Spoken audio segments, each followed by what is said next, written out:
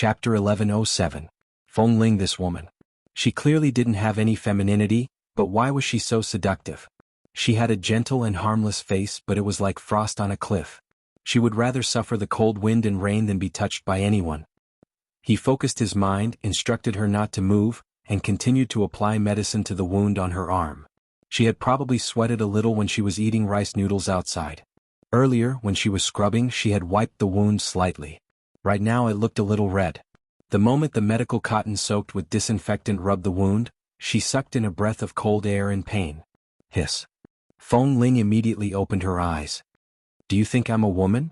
Why are you so heavy-handed? Li Nanheng paused and smiled faintly. What about you? Do you think I'm your man? If there's a problem, you take it on yourself.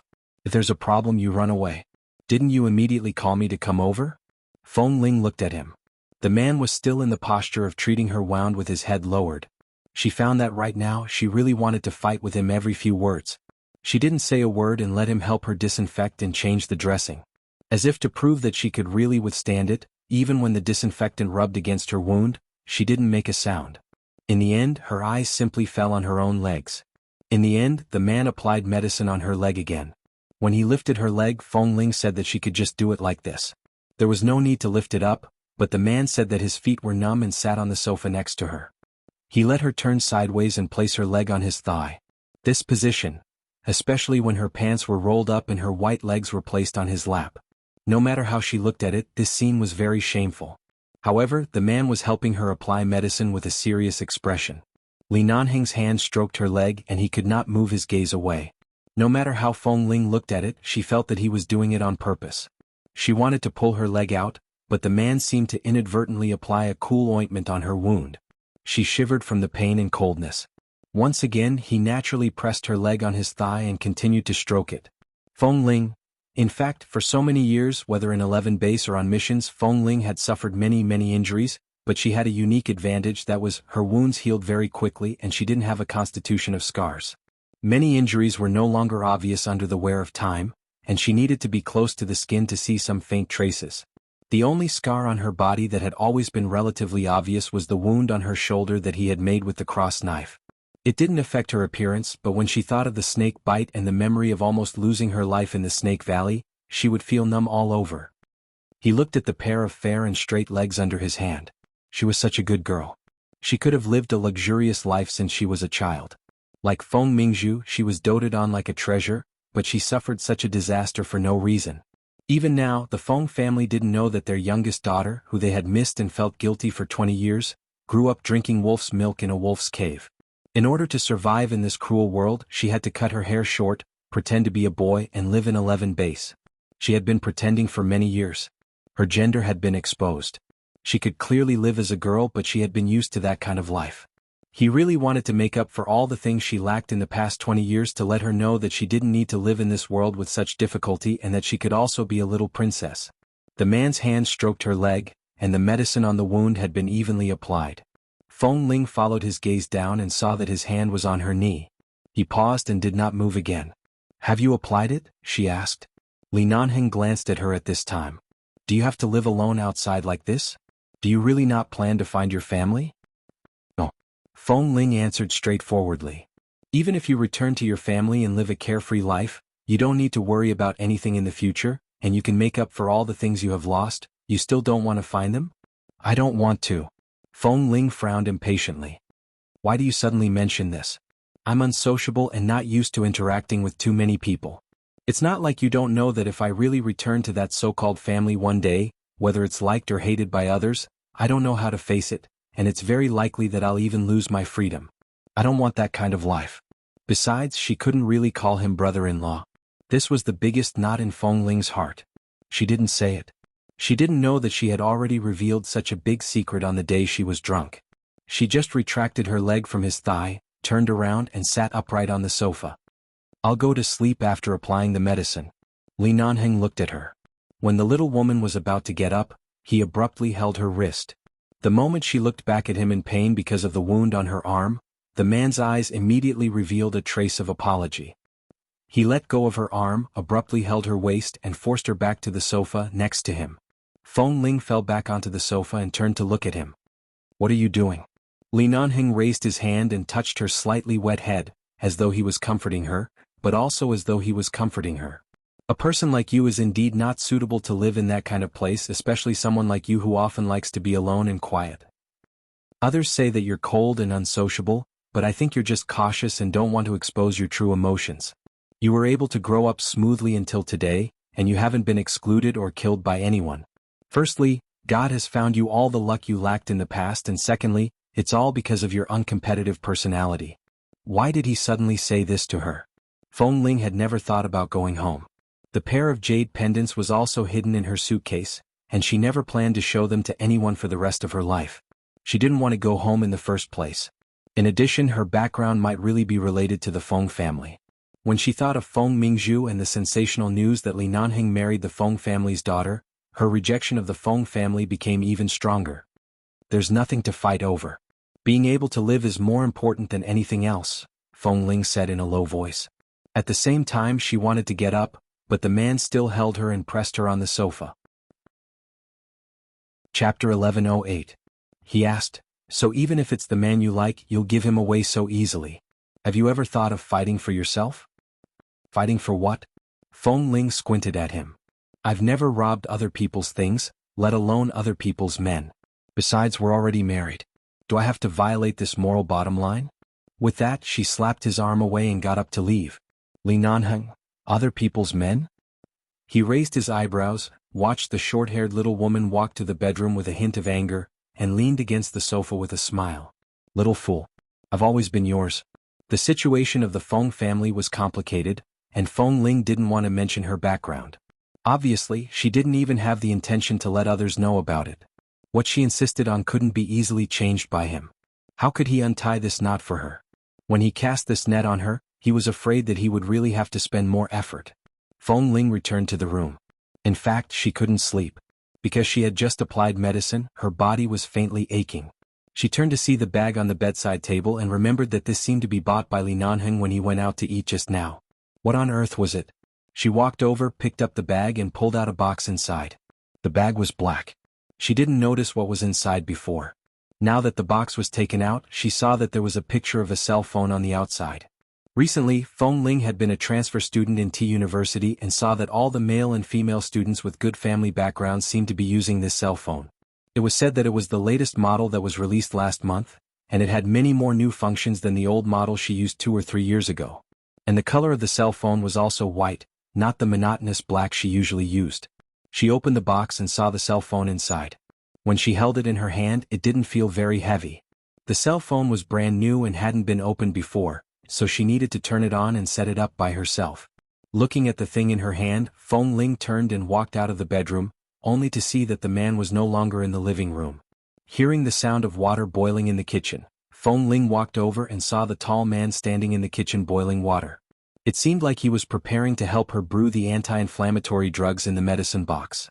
Perhaps after such a long time, except 3 years ago, when she accidentally let down her guard against him and really promised to marry him 3 years later, she had never properly responded to his kindness. Back then, she had denied everything that had happened between the two of them again and again. Even though he was still angry with her, he still seemed to treat her very well. Whether it was out of control or out of habit, it wasn't like she didn't notice it. Not to mention the fact that he had saved her time and time again, he would even take note of something as trivial as an old phone. In the eyes of others, Boss Lee might be a man harder than a rock that was difficult to approach, but in Feng Ling's eyes, what she saw was his flesh and blood and his warmth. She stood in front of the kitchen door with her phone and looked at the man's back. "Are you boiling water?" Li Nanheng didn't even look back. I can't sleep. Is there anything else I can do for you?" When Feng Ling spoke, her voice was a little low. After all, she didn't know how to face the situation between him and her. Li Nanheng still didn't look back. "Go back to the room to rest. If you can't sleep, play with the phone by yourself. Don't you need to study the new phone for a while? I won't argue with you about the phone. I'll accept the phone, but you don't need to help me change these things in the future. I just need one that can answer the phone." Feng Ling sharply saw that the man seemed to be making coffee while boiling water. She glanced at the coffee machine by his hand and walked over. Hearing her footsteps, Li Nanheng turned around and almost bumped into Feng Ling, who had just approached. She staggered back and almost dropped the new phone in her hand. she quickly clenched it hard in her palm. However, her movement was too fast and she was close to the cupboard. There was an empty coffee cup on the side, and the cup instantly fell to the ground with a crisp sound of shattering. Sorry. Seeing that she accidentally dropped something, Feng Ling subconsciously rushed to step back again. Seeing that her bare feet were about to step on the fragments, Li Nanheng's eyebrows twitched hard. He suddenly stretched out his long arm to hold her waist, pulled her back, and at the same time, kicked the scattered fragments on the ground a little further away from her. When did you learn to walk without shoes? It's winter in T-City. How can you walk out barefoot? The man frowned and looked down at her. Feng Ling lowered her head and pushed his arm away. She took 2 steps toward the wall and glanced down at her bare, fair and tender feet. She then turned to look at the man. There's floor heating in this hotel. The floor isn't cold. Even if it's not cold, you should wear shoes and develop the habit of walking barefoot. Are you like that woman Jin Wan who often has a stomachache? Because Dr. Qin had treated Mrs. Mo, Dr. Qin must know that Mrs. Mo often had a stomachache because of her cold body, but Li Nanheng also knew. It was enough to show that these seemingly cold men would occasionally gossip about the troubles between women when they sat together in private. Feng Ling's white and tender toes curled up slightly and stood there looking at him. I'll go put them on in a while. Go now. I just came out to thank you. Feng Ling remembered that she almost stepped on the fragments and was suddenly held in his arms.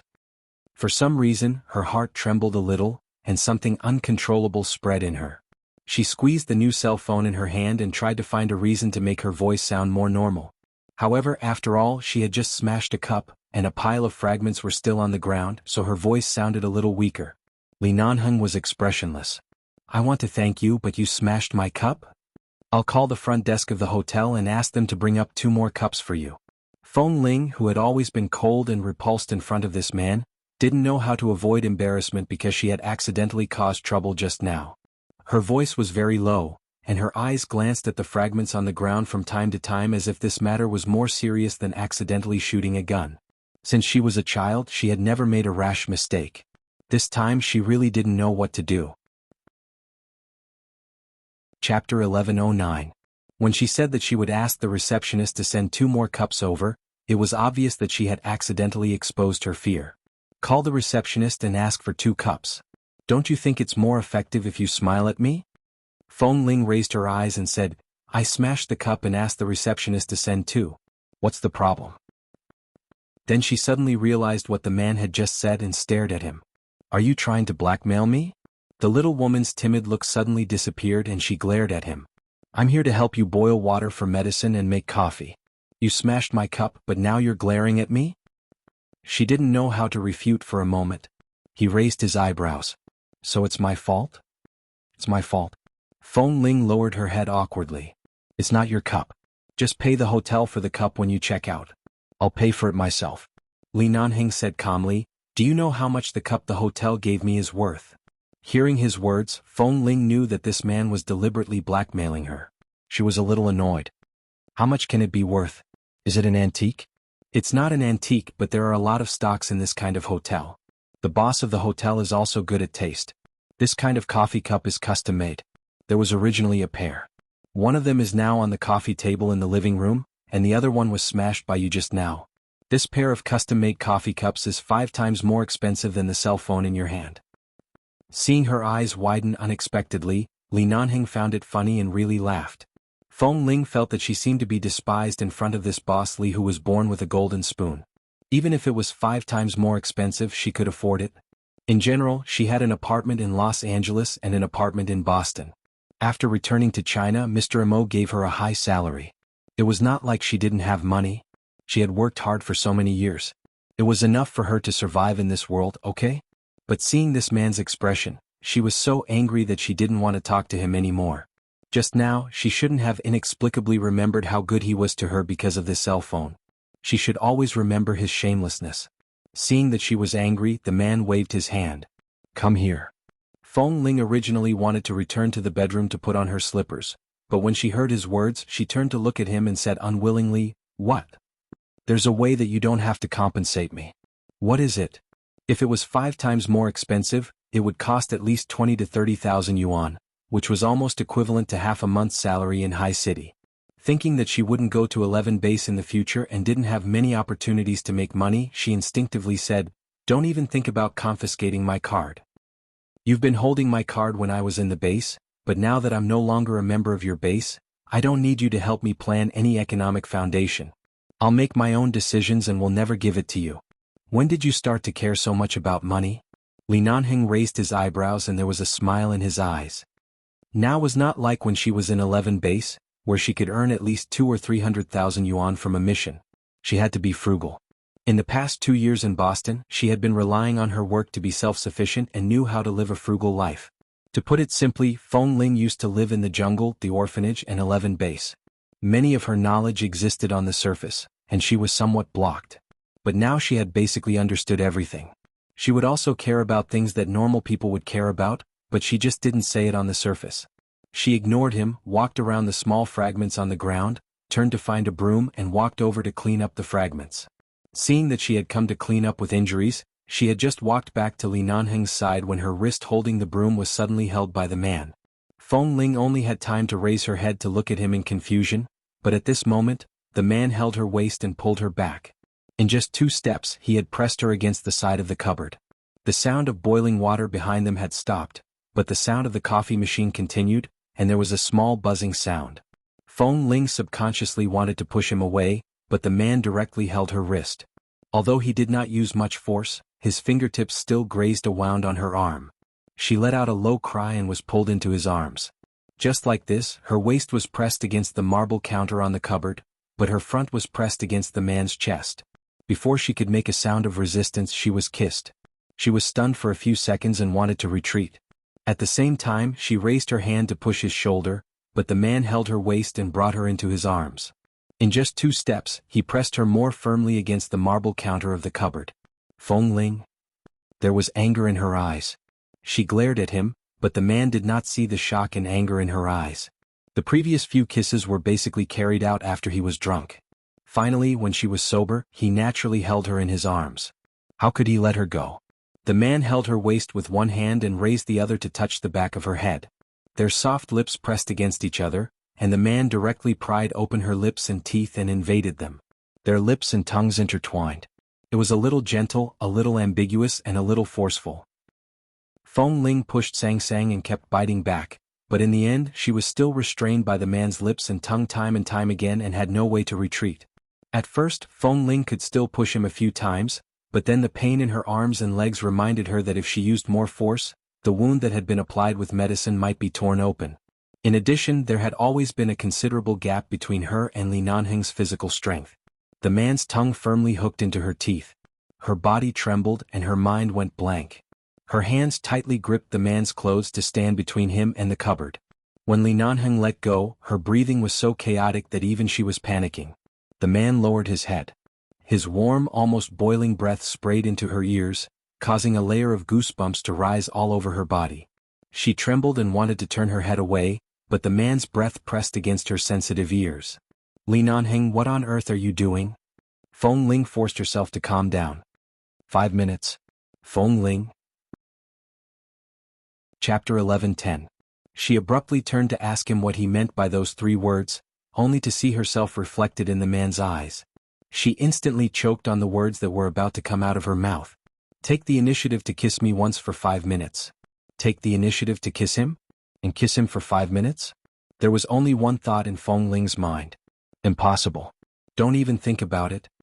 Li Nanheng watched as her eyes widened in anger. He pursed his lips and chuckled lowly. Then sleep on my bed for a night? This, sleep for a night, had 2 meanings. It was clear that his words were not that simple. There was a huge ambiguity. Don't be too shameless. And I've been shameless for so many years. When I first started chasing you, you scolded me more than once. After being scolded by you for so many years, I have to carry out these 2 words so that I won't be wronged for no reason, right? Feng Ling couldn't take it anymore. She pushed him but failed. She frowned and said, Li Nanheng, don't kiss me again in the future and don't suddenly kiss me while talking. Before she could finish speaking, the man abruptly and accurately kissed her lips. She widened her eyes in anger and was about to struggle. In order to prevent her injuries from being pulled out in her anger, he let go in time. At the same time, He held the little woman who was leaning against the cabinet with anger all over her body to prevent her from falling down.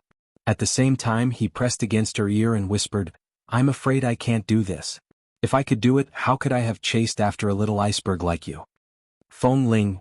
At this moment, the man held her hand, intertwined his fingers with hers, and gently tugged her hand up. "Why don't you give me a slap? And then find someone to customize a set of cups that are exactly the same as this one?" He had already kissed her earlier. Just because she didn't agree to his shameless request to kiss him for 5 minutes, she was kissed for nothing? The man just hugged her like this, his head pressed against her ear, as if the feeling of imprisoning her in his arms was very comfortable. His voice was soft and lazy, his voice in her ear, just a word, made her heart tremble fiercely. She closed her eyes to calm herself down. "I'll find someone to do it. Do you really have to go through so much trouble? The simplest way is right in front of you. Even if it's just perfunctory, I'll accept it." "I don't accept it."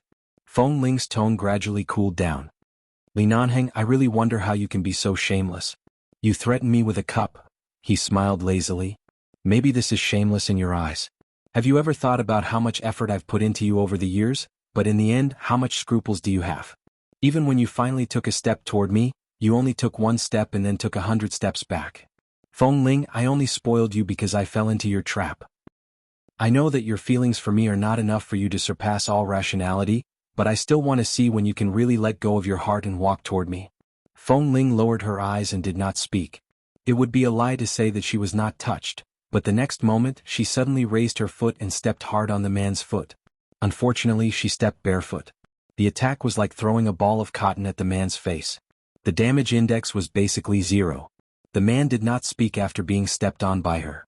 Instead, he suddenly pinched her chin and looked at her deeply. He said in a low voice, "When will you really smile for me or cry for me from the bottom of your heart? Do you have to force me to press you on the bed before you can cry?"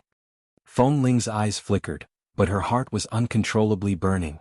She turned her eyes away and said, "Do you still want me to put on my shoes?" Her awkward action of changing the topic made the man suddenly chuckle lowly. It was obvious that he was laughing at her for not expressing her feelings even though she was clearly moved. He was laughing at how stupid her way of changing the topic was, and he didn't hide his laughter at all. However, it was indeed not good for her wound to keep being restrained like this. The man did not intend to keep forcing her at this time. Before the heat was up, he could only endure it. As soon as her body was free, Feng Ling took a step to the side and turned to walk out. However, she paused and said without looking back, "I'll say it again. Don't kiss me forcefully in the future." The man said leisurely, "I think you enjoy it." Feng Ling said hatefully, "I was wondering why you insisted on keeping me here. When Mr. and Mrs. Mo kept me here, they probably didn't expect you to be so shameless. You clearly knew that I was injured and couldn't struggle too much. My body was electrocuted and now I have no strength. From the beginning you've been harboring evil intentions." Li Nanheng smiled slightly. "Not only have I been harboring evil intentions from the beginning, I've been harboring evil intentions since you were 13 years old." Feng Ling, 13 years old? Was he talking about the time when she fell into his bathtub in the sauna room and accidentally saw the side of her chest when he tore open her clothes? The expression on her face changed several times in just a few seconds. It was rich and colorful. She wanted to curse but found that she couldn't say anything. However, when she heard the man's attitude as if he had long regarded her as a piece of meat in his wolf's mouth, she couldn't express her anger. Her face did not turn red, but the tips of her ears were about to drip blood.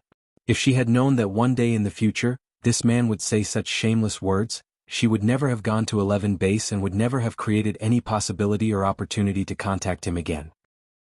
She couldn't find an excuse for a long time and finally fled. She ran back to the bedroom, put on her slippers and threw the new phone on the bed. She stood in the bedroom for a long time and seemed to hear the sound of the broken pieces being swept up in the kitchen. Feng Ling abruptly turned to walk out. She saw that the man was sweeping the floor in the kitchen and said, "I'll sweep." Hearing the movement, the man turned to look at her. When he saw that she was indeed wearing shoes this time, he retracted his gaze and continued to sweep the floor. As he swept, he said mildly, "You'd better go play with your new phone. You're covered in injuries. You haven't even finished sweeping the floor. If you hurt your foot again, I'll have to apply medicine for your foot again. The gains don't make up for the losses." Feng Ling, now he knew that she was covered in injuries. Earlier, when he pressed her down and kissed her hard for a long time, Why didn't he think that she was injured? Seeing that he really didn't need her to intervene, Feng Ling glanced at the other intact coffee cup on the coffee table, thought about the price of this cup and returned to the bedroom. Chapter 11:11. Feng Ling sat on the bed and turned on the new phone. While studying the usage of the new phone, she checked the various phone numbers in her previous phone's address book. She didn't have much interest in studying the new phone. She just changed the card, made sure that the address book was also synchronized and put the phone aside. Late at night, Feng Ling was very hesitant. She didn't know if she should stay or not. In fact, from a rational point of view, no matter what, she should leave. Because of the relationship between Li Nanheng and the Feng family, and because that man had clearly said that he wouldn't do anything to her, but he still kissed her forcefully in the kitchen. She felt that if she continued to stay here, more unexpected things would happen.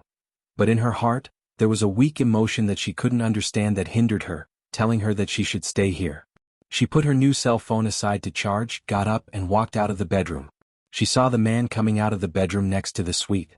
Perhaps because she was now living here with an injury, this man, who was a heavy smoker, seemed to have not smoked today.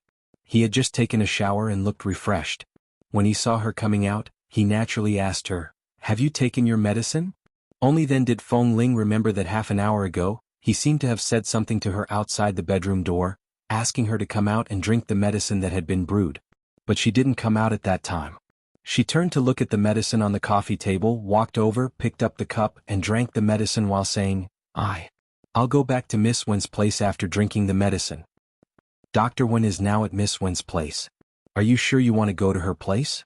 Jin Wan's apartment is currently occupied by Mo Jingshan. It's not convenient for you to go there. Li Nanheng came over, took the cold medicine from her hand, turned to the kitchen to pour it out, and then brewed a cup of hot water for her, reminding her to drink it while it was hot. When Feng Ling raised her hand to take it, he said, "My place is currently the most suitable place for you to stay." I don't think so. How many friends do you have in China? How many people do you know? You know that you can't go anywhere. It's safest and most appropriate to stay here. Here at the base, and I can contact you and support you at any time. We can see what's happening around you at any time, instead of waiting for you to call for help when something happens. No matter if their target is you or me, for them, you're the most suitable one to be attacked first since you're alone outside. The man continued unhurriedly, "Don't mention Jin Wan. Mo Jingshan asked you to stay, so he must have made a decision for you. It's best for you to recuperate here. As for Wen Liqing, the entanglement between her and her brother has just begun. You don't have to go to her place for the time being. I'm the only one who can take you in. I asked you to stay in a room alone and didn't ask you to sleep in my bed. You don't seem to have any reason to insist on leaving." There was nothing wrong with what he said. If it weren't for Feng Ling's consideration, she probably wouldn't have stayed. But the kiss he just gave her in the kitchen made her realize that things couldn't be so simple. At least she couldn't let him do this to her. She was afraid that she would lose the ability to resist in front of Li Nanheng. However, he had mentioned Miss Wen and Dr. Wen earlier. She drank half a cup of medicine and water. Her mouth was a little bitter, but fortunately, it tasted of medicine. She smacked her lips and asked, "The entanglement between Dr. Wen and Miss Wen has just begun. What do you mean?" A few days ago, Dr. Wen did go to her place to find her, but Miss Wen was not there at that time. I don't know what happened later, but I'm really surprised that Dr. Wen came to China. Dr. Wen was a man with very strong self-control. In addition, his professional nature made him look like a super abstinent man like Dr. Qin. He was also good at hiding his personality and emotions. Unlike Li Nanheng, who was indifferent to the outside but honest to the inside, Dr. Wen was definitely not honest to the inside and outside. He was definitely the kind of flower on the high mountain that people couldn't even reach out their hands to touch. In her eyes, Wen Liqing was an excellent, beautiful, well-educated, gentle, kind and enthusiastic woman. This kind of woman was definitely a goddess in the eyes of any man. No matter in appearance, family background or personality, Wen Liqing was definitely the best. Li Nanheng looked at her. Li Nanheng looked at her. The relationship between Wen Linhan and the Wen family is not as simple as it seems on the surface, and his feelings for Wen Liqing are not as cold and unmoved as others think. On the contrary, he is too restrained and forbearing, and everything is as if he is standing in front of the operating table. However, in his more than 20 years of life, the only person who has exceeded his original path is his sister, and the person who forced him to deviate from the path is also his sister. He wants to stick to the original path, but after so many years, his heart is no longer on that line, and it is only a matter of time before his feelings override his reason. Feng Ling. She really didn't know enough about the relationship between Dr. Wen and Wen Liqing. However, during this period of time when she lived with Miss Wen, she could feel that although Miss Wen tried her best not to show any emotional changes, Feng Ling could often see that Wen Liqing's eyes were red when she woke up in the morning. She didn't know whether it was red or because she didn't sleep well. Feng Ling didn't know much about love. Although she asked a few questions with concern, Wen Liqing didn't say anything, so she didn't continue to ask. She could only promise that she could accompany her every time she went back. But speaking of which, after Dr. Wen appeared a few days ago, Feng Ling really didn't see Miss Wen again. Did Li Nanheng mean that Dr. Wen had been in T-City recently? Hadn't he left yet? Usually, he was so busy that it was impossible for others to shake his original work and daily arrangements. Now he left all the work and things at hand? He specially stayed in T-City? Seeing that she didn't move, Li Nanheng softened his tone and said in a low voice, "Don't worry, living here is safer than anywhere else except for being kissed by me occasionally. What happened in the kitchen just now was out of my control. If I were really such a beast, your whole body would have been mine long ago." Feng Ling, she snorted with an ambiguous look. "What should I do to be yours?" Chapter 11-12. Then she drank up all the medicine and water in the cup. When she looked up at him again, she saw that the man was just looking at her meaningfully. The hint in his eyes was clearly related to what he said just now. So what happened on Roger's Pass back then? She was really wrong for being slept with. Feng Ling's chest instantly became sullen. She wanted to throw a pillow at this man again. She wondered if she had been cursed by Li Nanheng. In the past she clearly wouldn't get angry, but now why was it so easy for her to provoke her? Feng Ling returned to the bedroom, picked up the phone that was charging, and suddenly saw an unread text message. She opened it and saw that it was from Wen Liqing. "Wen Liqing, Feng Ling, where have you been these days? I was allergic to alcohol 2 days ago, so I had to have my stomach pumped and had an injection in the hospital. It took me a few days to get out of the hospital. When I came back, I found that you hadn't come back for 2 days. I called you but you didn't answer my call. Did you go back to the dormitory of T University with Mrs. Mo?" Feng Ling saw that this text message had only been sent 3 or 4 minutes ago, and she called Wen Liqing back. "Feng Ling, where are you?" Feng Ling sat on the bed. "I'm outside. I'm fine. Is your alcohol allergy so serious? How are you now?" "It's okay. I'm a doctor myself. What can I do?" Wen Liqing said softly, then thought for a while and said, "Since you are outside, Feng Ling, can you help me with something? Can you help me contact someone?" Before she finished speaking, Feng Ling suddenly heard the sound of the door being opened, and then Wen Liqing suddenly stopped speaking as if she was afraid of being heard and didn't continue. "What's the matter? If it's inconvenient to talk, send me a message," Feng Ling said softly. "Okay." Wen Liqing's tone on the other side suddenly became serious, and then she gently said "good night," and hung up the phone. On the other side of the phone, Wen Liqing turned to look at the man who pushed the door open. Wen Linhan came in with a weather-beaten body. When he came in, he saw that she was curled up on the sofa, holding a cell phone and calling someone. "Who's calling?" Feng Ling, after answering, Wen Liqing raised her eyes to look at the man who walked in the door. She stared at him for a few seconds, then lay on the sofa as if she didn't feel anything. She silently pulled the blanket to cover her legs, closed her eyes, and pretended to sleep as if he didn't exist. Wen Linhan watched her every move after entering the door, closed the door, and did not speak to disturb the silence in the room at this moment. Wen Liqing closed her eyes and leaned against the sofa for a while. Because of the man's silent gaze, she finally opened her eyes and looked at him expressionlessly. "Shouldn't you go back to the United States now? Your fiancé is still waiting for you. Your work and your patients are still waiting for you. I, an insignificant person, have already troubled you for more than a week. Now that I'm fine, you can go." Wen Linhan did not speak. "Also, I promise that such a thing will never happen again. Don't think too much about it. I only drank because I enjoyed myself, not because of you. Everything was because of me. I didn't intend to put any pressure on you, nor was I forcing you by injuring myself." Wen Liqing lowered her eyes as she spoke. She didn't want to see his expression, so she just leaned against the sofa and spoke. Then she frowned slightly because of his silent attitude after entering the door. Before leaving the United States, she still remembered the words she said when she grabbed his collar and questioned him with red eyes. She cried uncontrollably and begged him not to abandon her like this and begged him to face his feelings.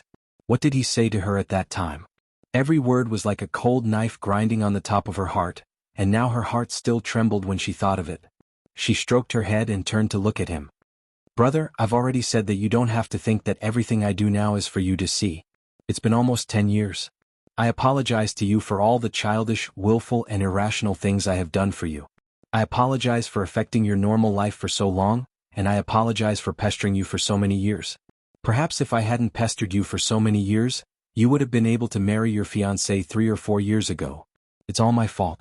She continued, "You don't have to stay here with me. From now on, I won't make my presence felt in front of you. I won't force you to stay. You can go." When Linhan looked at her indifferently and didn't speak, there was a floor heater in the room which was very warm. He casually took off his windbreaker and tugged at the collar of the white shirt inside. Then he undid 3 buttons at the same time. His cold and aloof demeanor instantly became much more easygoing. At the same time, his gaze fell directly on her cold face, which seemed to have made up her mind to abandon love. "Just because of one sentence from me, you can torment yourself to this state, and you still dare to say that you're not putting on an act for me to see? If I hadn't come in time this time and sent you to the hospital before your allergic symptoms completely broke out, do you know what would have happened to you now? Do you want your neck and face to be swollen for the rest of your life? Or do you want to be sent to the emergency room for surgery if your respiratory tract is seriously asphyxiated? Or do you want to quietly find a corner where no one knows and get drunk and slap me in the face with your pathetic way of letting go? And then impose on me the crime of forcing my sister to die?" His tone was still very cold, so cold that Wen Liqing's heart ached fiercely. She abruptly turned her eyes. "You think too much." Wen Linhan sneered. "You torment yourself like this. How can I not think about it? Do you really think I have no heart?" "Really?" Wen Liqing said lightly, "I really thought you had no heart. It turns out that you will also take my affairs to heart. It turns out that you will also think about my affairs carefully, instead of always just throwing me aside as a mischievous child, ignoring all my emotions and always telling me 2 words, 'Don't make trouble.'" When Linhan frowned coldly because of the provocation in her words and looked at her sitting motionless on the sofa. She was indeed the pearl of the Wen family. No matter in all aspects, she bore too much expectations and attention from the Wen family. A girl who was so excellent that no one could find any flaws in her, but because of him she repeatedly became decadent. Now she was leaning lazily on the sofa, which was obviously an indulgence after despair. Chapter 11-13. He saw that she had been standing there since she entered the door. It seemed that he came to see her just because he was worried that something would happen to her again. In fact, what could happen to her? If she was an extreme person, something would have happened to her long ago. She didn't think too much about the drinking incident, but she didn't expect to be seen by him. It seemed that she was threatening him with death. She wouldn't. If she really loved someone, how could she treat him in such a childish and coercive way? He didn't want to approach her, but he didn't leave or return to the United States because he was worried. Wen Liqing had been resting at home for the past 2 days, so she was always sleepy. Leaning against the sofa sickly, she wanted to go to sleep, but she couldn't because he was standing here. She wanted to ignore him but couldn't ignore his existence at all. "I don't need you to keep an eye on me. I've said that I won't pester you anymore. You can rest assured. I've never said such words before. I've never given up. Now that I've decided to give up, I'll really give up. I'll do what I say. I'll never pester you again." Gu Yuxing looked at Gu Yuxing and said, "Dr. Wen, you can go." Wen Linhan still didn't respond. Wen Liqing was silent for a while, suddenly lifted the blanket on her body and walked off the sofa. She walked up to him.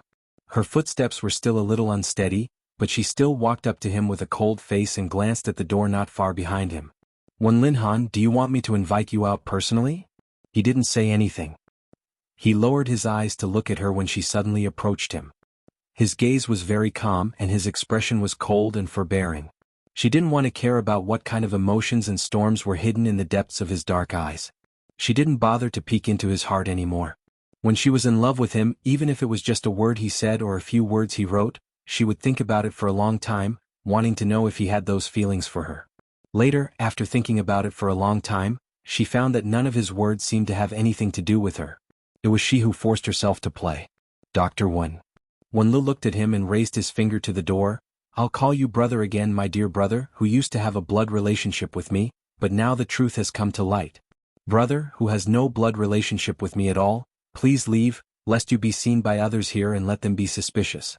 If you continue to stay here, I'm afraid that others will think that I'm forcing you to do something. Since I'm the one who took the initiative from the beginning and I've been pestering you for so many years, I don't know what I've experienced over the years, and I don't know if I'm destined to be enemies with you. Since I've made you so disgusted and painful, and I've caused so many troubles in your life, I'll never take another step towards you in the future. With that, Wenlicheng took a step back and looked at his cold and tense face. As you wish, I have regained my senses. I will slowly heal my wounds by myself. If not, as you once said, I may not find a suitable man to fall in love with. Senior brother has always treated me well, so I should face up to his feelings for me, fall in love with him, and completely remove you from my heart. Goodbye. Wenlicheng was tired of talking. She pointed to the door behind him. If possible, I will never see you again. Even if I go back to the United States in the future, I will not look for you. Anyway, you have established your own family and rarely come back to the Wen family. You will never appear in my world again. We will not affect each other and will not see each other. You are a madman. This sentence came out of Wenlihan's seemingly calm mouth, and his voice was so cold that it seemed to be able to freeze the air in the entire room. A smile appeared on Wenlicheng's face in an instant, and she looked at him with a sneer. Yes, I am a madman, I admit it. If I am not crazy, how could I fall in love with my own brother at the age of 16? If I'm not crazy, how can I only see you in my mind and heart for nearly 10 years from my teens to my 20s? What you said was right. I'm just too short-sighted. I have such good life resources and a lot of good times. Why should I waste all my beauty and enthusiasm on you, Wenlihan?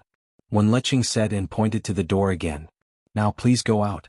Wenlihan narrowed his eyes, looked at her serious face, and then looked at her figure, which seemed to be getting thinner and thinner than before. She was wearing a set of pink pajamas with a white rabbit pattern on it. She looked simple yet a little playful, but her body was too thin under the clothes, making her clothes look a little empty. She was like this in the hospital emergency room that day. Only when her shirt was unbuttoned did he realize that she hadn't had a good meal since she came to China. She was already very thin when she was in the United States, and now she was even thinner than when she was in the United States. It was as if a gust of wind would blow her away. Madman. He muttered again, but his voice was so low that it was almost inaudible. Wenlicheng thought he was scolding her, but it didn't sound like he was scolding her. She looked up at him. I have said what I should say. How long do you want to mock me? I'm already like this and you still want to beat me to the point of no return? So what if I loved you? Wenlihan, do I have to be sent to hell by you because I love you? I want to escape from your shackles. I can finally leave as you wish. You should be more self-aware and don't appear in front of me again. I can't chase you away no matter how hard I try. You even scolded me. What are you trying to do? Do you really have to force me to the point of insanity before you feel comfortable? Go. Go now. Go now. Seeing that he didn't move, Wenlicheng glared at him angrily. Go. Little Ching. Don't call me. Don't call me Little Ching again. You are not my brother but also my lover. This word is not something you can say casually. Wenlicheng looked at him coldly. Go. Go now. Wenlihan, don't force me to throw you out. Go. Chapter 11:14. Seeing that he didn't move and just stood there looking at her like a stone stick, Wenlicheng was really fed up with his tepid attitude. She angrily stretched out her hand and pushed him hard. She hit him hard and cried, Go away. Get out. Wenlihan, don't show up again. I don't love you anymore. The back of her waist suddenly tightened, and before Wenlicheng could see anything clearly, she was suddenly pulled into his arms. The man suddenly raised a hand to hold the back of her head, pulled her forward and kissed her hard on the lips. The touch on her lips was so strong and fast that she didn't have a chance to react. She was caught off guard. She was petrified in an instant. Her tearful eyes were wide open, but there was shock and confusion hidden in her eyes. She didn't understand what was going on from beginning to end. Wenlihan was kissing her? This had never happened in nearly 10 years. She once took the opportunity to take care of him when he had a fever to secretly lean against the bedside to kiss him, but she was careful not to be discovered by him. Or when she acted coquettishly with him a few years ago, she rubbed his face against his face, asked for a hug in his arms, buried her face in his neck, and touched his chin and even his Adam's apple with her lips from time to time in order to seduce him, but he pushed her away. Or perhaps, when their lips touched, it was just an unintentional collision, although most of the time, it was slightly intentional on her part. But in any case, Wenlihan had never kissed her. Every time she accidentally kissed him, He would avoid her expressionlessly and warn her not to be too obsessed with him. He never did. He never kissed her. He never kissed her like this. Even the man's kiss ravaged her lips as if he was complaining about something. He lost his usual calmness and gentleness, and lost the demeanor that should belong to Dr. One. He just entangled her lips and tongue fiercely. Before she had any preparation, he forcibly opened her teeth and kissed her deeply without restraint. Wenlicheng didn't recover at all. Her brain seemed to be blank and she was shocked stiff. Feeling that the woman in his arms hadn't recovered for a long time, Wenlinhan's heart softened. He held her tighter in his arms, imprisoned her firmly in his arms, and sucked her lips from intense to gentle. When her eyes gradually regained focus and her consciousness gradually recovered, she suddenly raised her hand to push him away. Wenlinhan's hand clasped her waist tightly, and he bent down to increase the intensity of the kiss. Wenlicheng moaned and her body was also struggling, but he still didn't let go. When she struggled violently, Wenlinhan suddenly bit her lips and said hoarsely as if warning her, "Isn't this what you want? You used all the methods you could think of just to break through all the obstacles and be with me? Since this is what you want, you don't have to torture yourself like this anymore. Just tell me what you want. I've never been unable to give you anything since we were young. Since you only want me, fine, I'll give it to you." Wenlicheng didn't understand what he meant. The man in front of her looked at her with deep eyes. She only felt that her lips were kissed painfully. She frowned and put her hands against his chest, trying to push him away and break free, but he suddenly picked her up by the waist. At the moment when she was picked up, Wenlicheng's mouth was free. She struggled and said, "Wenlinhan, what are you doing? Let me down. What else do you want?" Wenlinhan couldn't tell what he was thinking, but his eyes were cold. He carried her all the way to the bedroom. The man who had always been gentle and calm kicked open the bedroom door in front of him, carried her in, threw her on the bed under Wenlicheng's panicked eyes, and then suddenly bent down and pressed her under his body, firmly imprisoned her, and pressed her hands above her head. From beginning to end he didn't show any gentleness. You let go of me?"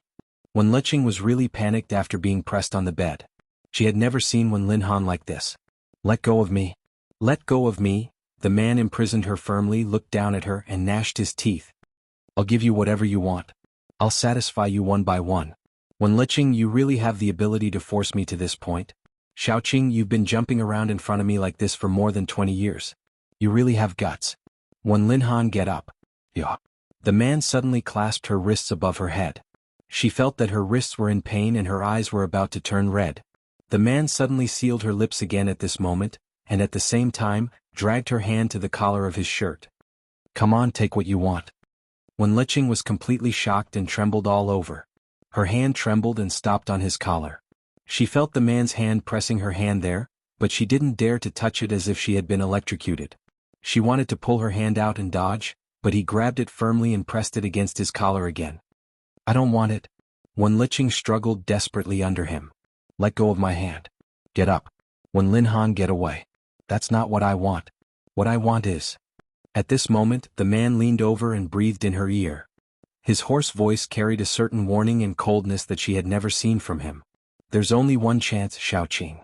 Since you've been pestering me for nearly 10 years, I'll make you regret it if I don't satisfy you once. People say that you can't let go if you can't get it. I'll let you get it once. Will you really learn to be obedient? Isn't this the person you want? Come, I'll give it to you. Come and take it.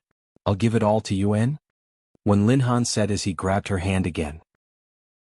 One hand was not enough, so he pulled both of her hands to his collar and forced her to pull the delicate buttons of his shirt collar. Wenlicheng lay there stiffly because of his actions. Her hands seemed to be controlled by him. She couldn't resist and couldn't say a word. When the man pulled the collar open a little and saw the man's collarbone and chest, she panicked and tried to pull her hand out, shaking her head hard. No, it was not like this. She didn't think so. She didn't want to force him to this point. This was not what she wanted. Chapter 11:15. She didn't want to force him to this point. This was not what she wanted. She drank that day just to say goodbye to the past completely. She knew that she was allergic to alcohol, but there were so many friends present at that time, most of whom were doctors. She knew that she would be fine. In her life, she had never been a willful person who let others worry about her. She had only indulged herself once. Her life had always been like this. She just wanted to take this opportunity to get drunk. Her heart was so painful and uncomfortable, but she didn't even have the qualification to get drunk. It was really grieving. With so many doctors present, she couldn't die. She really didn't want to force him. When Lin Han ignored her red eyes and full of resistance, bent down and kissed her ear hard, causing her to tremble all over. When Liqing had no strength to resist at all. Her hands had been trying very hard to break free from his palm, but she couldn't. Until when Lin Han suddenly let go of her hand and directly sealed her lips again. The strong and deep kiss swept all her nerves. Because of such a kiss, she felt as if the world was full of bursts of white light in front of her. She was shocked and stimulated as if the world was spinning. Her eyes were red with grievance and pain, but the black eyes of the man on top of her were bursting with dangerous light. She wanted to escape, but her body was completely pressed on the bed. The man on top of her had never looked at her like this, nor had he ever treated her like this.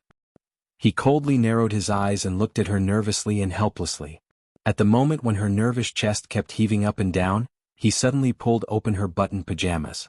The front of the pajamas suddenly felt a chill because of being pulled open. She exclaimed in fright, but he kissed her hard again at the moment when she exclaimed. The strength of this kiss was so firm and heavy that when Liqing frowned hard, but she couldn't push him away. She began to have an instinctive resistance to something that she had been looking forward to for many years but had never experienced. She wanted to get up and push him away, but her body was as tense as a bow. Before she succeeded in pushing him away, when Lin Han had pressed her hands back to the bed and kissed her fiercely.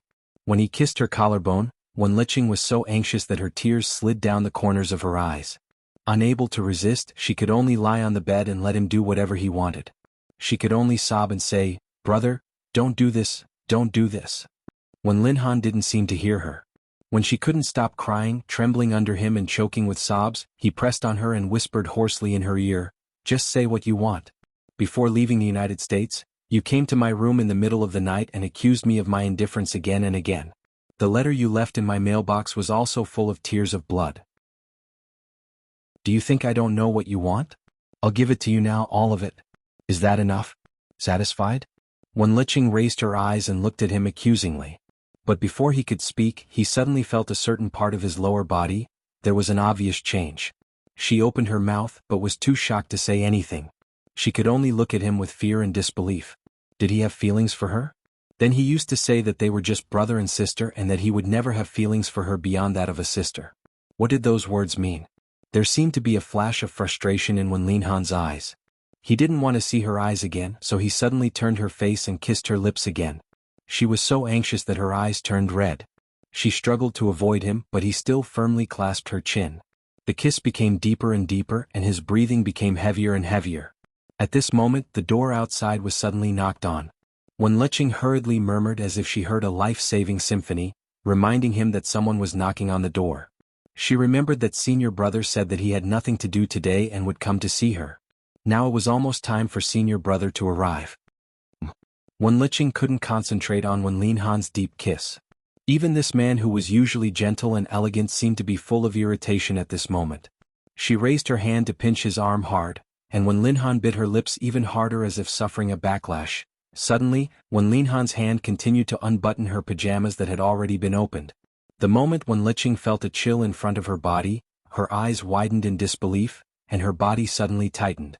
She had just successfully pulled out her hand and pushed his shoulder, but now she suddenly grabbed his shoulder tightly and her eyes were full of panic. Don't, brother." When Liqing was really scared. She looked helplessly at the man who was usually as calm as ice but now almost went crazy with her. Don't do this. I'm scared." The fear in Wen Liqing's heart had reached the extreme. She trembled under him, and the focus in her eyes was almost unfocused. Her messy long hair was wrapped around her neck and cheeks, and sweat was intertwined. She was full of fear and helplessness. When Linhan looked at her coldly and sneered. The more afraid she was, the harder he kissed her. When he touched her chest, Wen Liqing suddenly clenched his shoulders hard with both hands and her nails almost embedded into his shoulders. Isn't this what you want? No. She turned her body slightly, wanting to avoid his hand, but he pressed down on her body. He bit her lips as if he didn't give her any leeway, and then kissed her sweaty, white neck. His hands didn't stop moving. Wen Liqing was a little ashamed. There had never been any intimacy between her and him except for the touch of lips. In the past 10 years, everything had been stuck at the level of siblings, and they had never gone beyond that. If something really happened here today, would she be happy? Was this really what she wanted? What she wanted was for him to really like her, not just the relationship between brother and sister, but to really like her. If he did all the things he wanted to do because of love, she would definitely accept it. After all, she was already in her 20s and was not a little girl. There was nothing wrong with it. But now, not now. He had been completely forced by her to the point that he had lost his rationality. He had even acted with vengeance and viciousness. This was not love. Chapter 11:16. The knocking on the door outside became more and more urgent. When Linhan had no intention of letting her go but bullied her even more fiercely. He pressed the woman's soft body under him and asked himself again and again in his mind. He wanted to see her again and again, but he also wanted to know how she was doing. She cried her heart out in front of him, begging him not to get engaged to someone else. The letters she left in the mailbox were like knives, tormenting his sanity. Who was crazy? When Linhan closed his eyes and once again occupied her lips that had been kissed red and swollen, sucking mercilessly with a force that almost robbed all her breath. When Liching trembled helplessly under him. When Linhan's hand invaded her open clothes again, when Liching suddenly shrank and abruptly turned her head away, but the man on top of her bit her ear, as if he had been forced to the extreme, or as if he was taking revenge when he was venting his emotions. She had no strength to resist at all. Her eyes were red and her tears fell on the bed. She choked and said, "Why are you doing this, brother? Why are you doing this to me?" When Linhan did not speak for a while. After a long time, he seemed to barely suppress the desire in his body that was about to collapse. He suddenly put his hands on both sides of her body and slowly lifted himself up. He lowered his black eyes to look at the clear fear and sadness that flashed through her eyes. He still lowered his voice and said coldly, "I should be the one asking you, why do you like me? Why do you force me into a desperate situation step by step?" When Liching sobbed, "I just said that I will never force you again. I will stay far away from you in the future. I will never." "It's too late," the man suddenly said. His voice was very soft, so soft that she thought she had heard wrongly. She stared at him blankly, but he stared into her eyes. His voice was very low, but even though it was soft and low, it still forced its way into her ears. When Liching's breathing suddenly stagnated, and she looked at the emotion that flashed in his eyes in disbelief. "When you were 18 years old, I could still tell you rationally that everything was impossible. When you were 23 years old, I told you to be rational. I would never fall in love with you and told you to be my little sister. When you were 25 years old, I was almost dragged into the abyss by you. Now, when you are almost 26 years old, you left me such a long letter. You cut my heart piece by piece. Do you think it's too late for you to retreat now?" When Linhan looked down at her. "I can't give you a reason to hide and cry by yourself, nor can I watch you drink so much even though you know you will be allergic to alcohol. You indulge yourself, but I can't watch you destroy yourself. If you really want to sink into depravity." When Linhan looked into her eyes. Although his face was calm and cold, he said seriously and clearly, "Don't hurt yourself anymore." Tears fell from Wen Liqing's eyes. Don't hurt herself anymore? So in the end it was because of what she did that he was forced to this point. His words were full of his heartache, but he didn't respond to her feelings. In the end he was still forced to this point by her. When Liqing closed her eyes, she suddenly remembered a Hong Kong and Taiwan movie she watched when she was a child, in which Shaoqing seduced Fahai in front of Buddha. In the end it was just because she couldn't get it and he couldn't get it. What he was loyal to was the rationality in his heart. She sniffled and wanted to laugh but couldn't. She wanted to cry but couldn't. "From now on you'd better behave yourself and don't cause any more trouble. Our family already knows what you've been thinking about me for so many years. Don't let yourself get hurt again. Work hard. Whether you're in the United States or in China, live a good life. If you want to be with me openly, you should make yourself stronger and be able to withstand all the rumors and slanders from the outside world. You shouldn't be like this, where a little bit of emotional frustration can knock you down." When Liqing opened her eyes and looked at him, but she didn't speak for a long time. "Do you understand?" When Linhan looked down at her and stared straight into her eyes. "What you should learn is to grow up." Her lips were still a little numb, but his words were so cold that it felt like an iceberg had fallen on her body. He was just reminding her that she was not mature enough, reminding her that she was not strong enough, reminding her that she had driven herself to the brink of collapse because of these trivial matters, and in turn she would cause him no peace. When Liqing lay there motionless, her hands clenching the quilt under her stiffly. Looking at the man's open shirt collar and his collarbone, her mind buzzed. The knocking on the door outside became louder and louder, and even Wen Liqing's cell phone on the sofa outside had already rung at this time. Wen Liqing still lay motionless on the bed. She didn't have the strength to get up and could only look at him almost blankly. Wen Linhan, however, turned his eyes away and couldn't bear to look at her eyes anymore. He suddenly got up, left her body, got out of bed and walked out. Although she didn't have any strength, she knew that the person who came now was probably the senior brother. If the senior brother saw Wen Linhan when he entered the door, she didn't know what would happen. Wen Liqing hurriedly struggled to sit up on the bed, barely gathered her clothes, got out of bed and staggered out quickly. Wen Linhan walked over and opened the door. The senior brother standing outside the door looked at him and paused. Then he saw Wen Linhan's clothes, which were not as neat as usual, and seemed to see some wrinkles that had just been pressed out. The senior brother frowned slightly. "Dr. Wen?" Wen Linhan was expressionless and his eyes were cold. "What's the matter? Is Xiaoqing inside?" the senior asked directly. As he spoke, he glanced at the living room behind him. "I just called her and heard her phone ringing. Where is she?" "She is inside, but it's not convenient for her to see you today," Wen Linhan said lightly and was about to close the door blankly. However, the door was suddenly blocked by the senior brother at this moment, and at the same time, he looked at the man in front of him coldly. "Dr. Wen, it was Xiaoqing who agreed to let me come to see her on the phone. She just called me less than an hour ago. Is it convenient for her to see me now? I think Dr. Wen is not in a good state. Is something wrong with Xiaoqing? Let me in and take a look. As long as I'm sure she's okay, I'll leave immediately. I'm here. What can happen to her?" Wen Linhan's cold eyes were full of impatience. He glanced at his hand blocking the door. "Take your hand away." Chapter 11:17. The senior brother stood there and didn't move. At this time he saw the woman coming out of the bedroom inside. At first glance, he saw Wen Liqing's messy long hair, her red and swollen eyes, and her lips that looked much rosier than usual. At the same time, he saw that although the front of her pajamas was held by her hands, if he looked carefully, he could still see that a button had fallen out. The woman who was usually spoiled by her family and friends seemed to have encountered the biggest change in her life at this moment. She was so embarrassed that any man could guess what she had just experienced. The senior brother's eyes turned cold in an instant, and he threw a punch at Wen Linhan's face. Wen Linhan glanced at him calmly, raised his hand to block his punch and looked at him coldly. "Mind your manners." "Mind my manners? You King bullied Xiaoqing like this. When did you ever mind your manners?" The senior brother retracted his hand angrily and punched at him again. This time, Wen Linhan didn't raise his hand to take it but took a step back. The senior brother's punch missed, so he raised his hand to support himself on the door and rushed in quickly. Wen Liqing had just walked out of the bedroom. She looked blankly at the senior brother who just entered the door and then frowned when she saw the tense atmosphere between the two of them. The senior brother glared at Wen Linhan. "What did you do to her just now?" Wen Linhan didn't answer but looked back at Wen Liqing who was standing there blankly. "What did I do to you? Do you want to tell him yourself?" As soon as Wen Liqing heard this, she looked at the man standing there with a cold face in disbelief. He clearly knew that she was about to give in under the gentle attack of her senior for so many years. She had just said that she wanted to turn around and look at the people behind her. Her senior had been treating her the same for so many years. If she had any conscience, she would also turn around and look at him.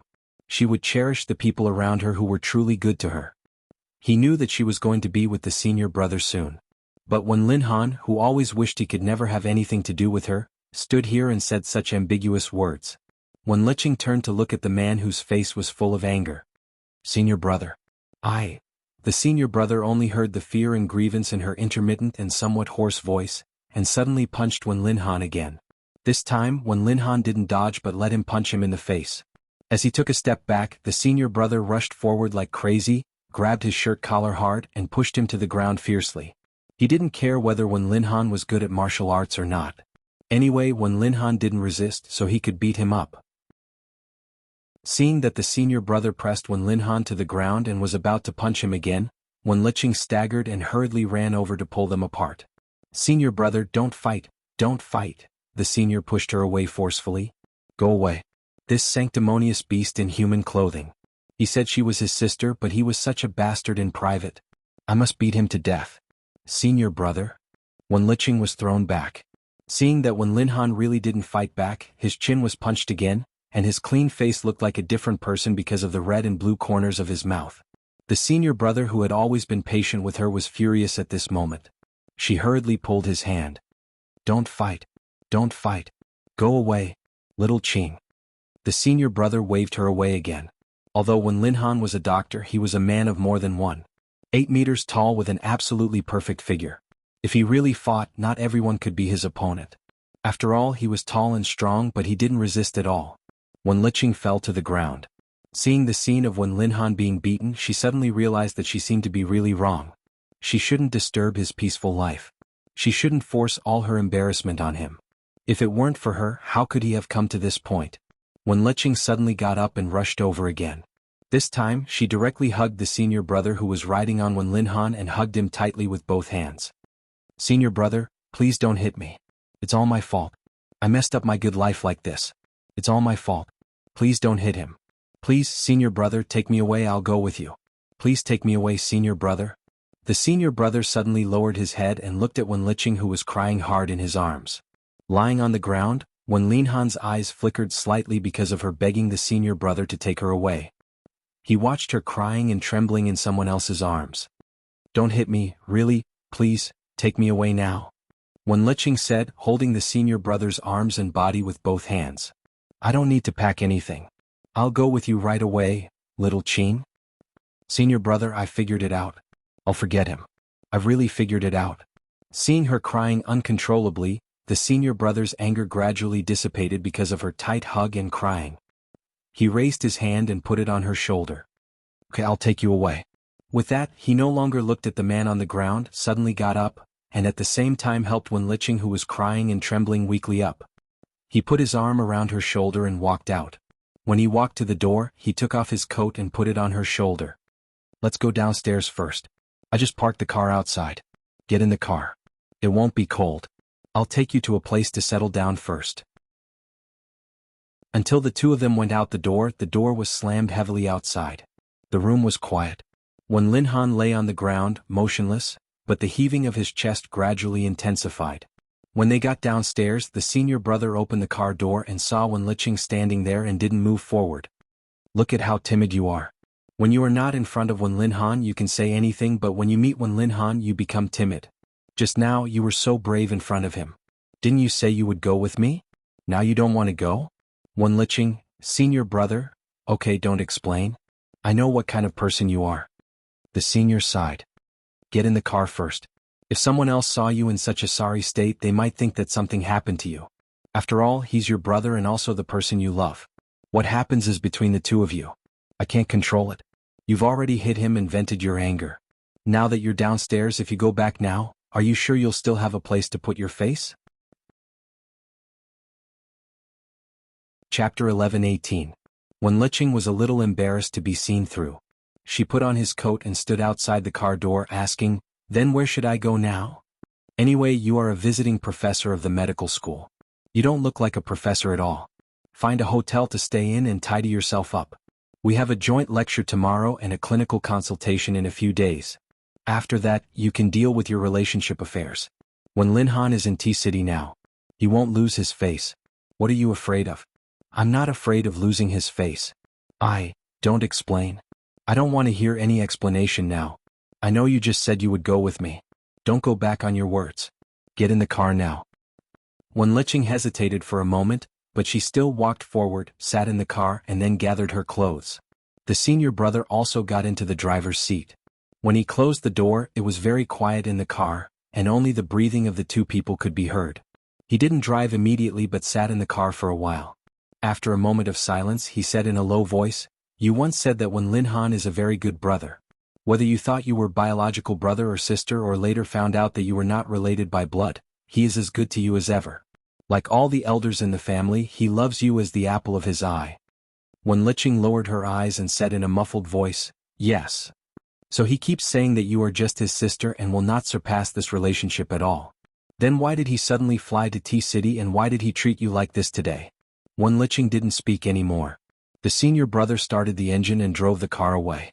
After driving the car away, he said indifferently, "I think it is you who should be calmer. You have never understood Wen Linhan.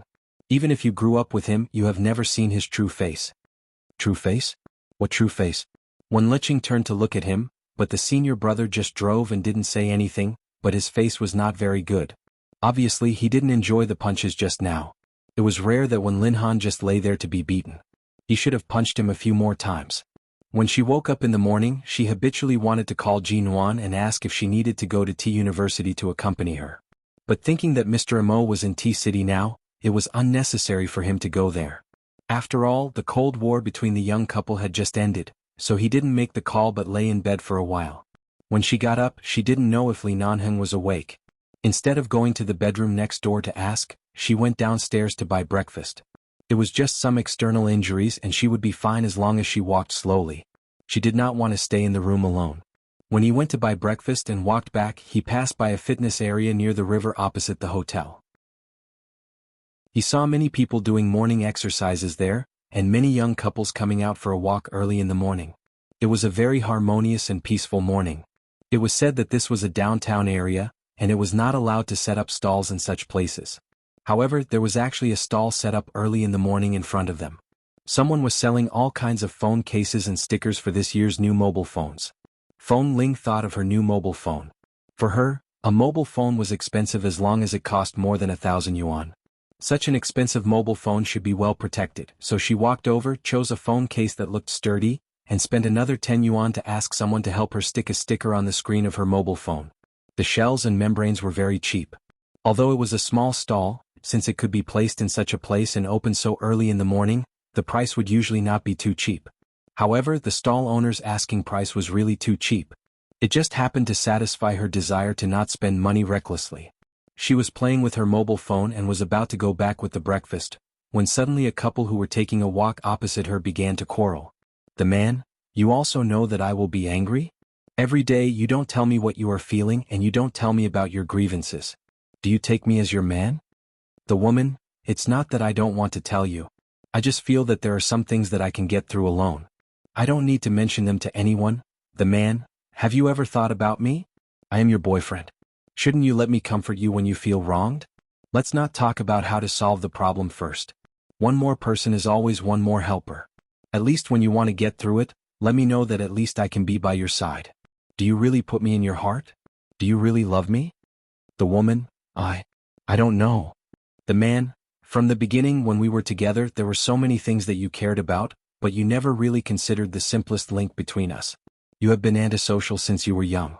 Now that there is finally someone who is willing to dote on you and is willing to wait for you to accompany you, you still reject me thousands of miles away.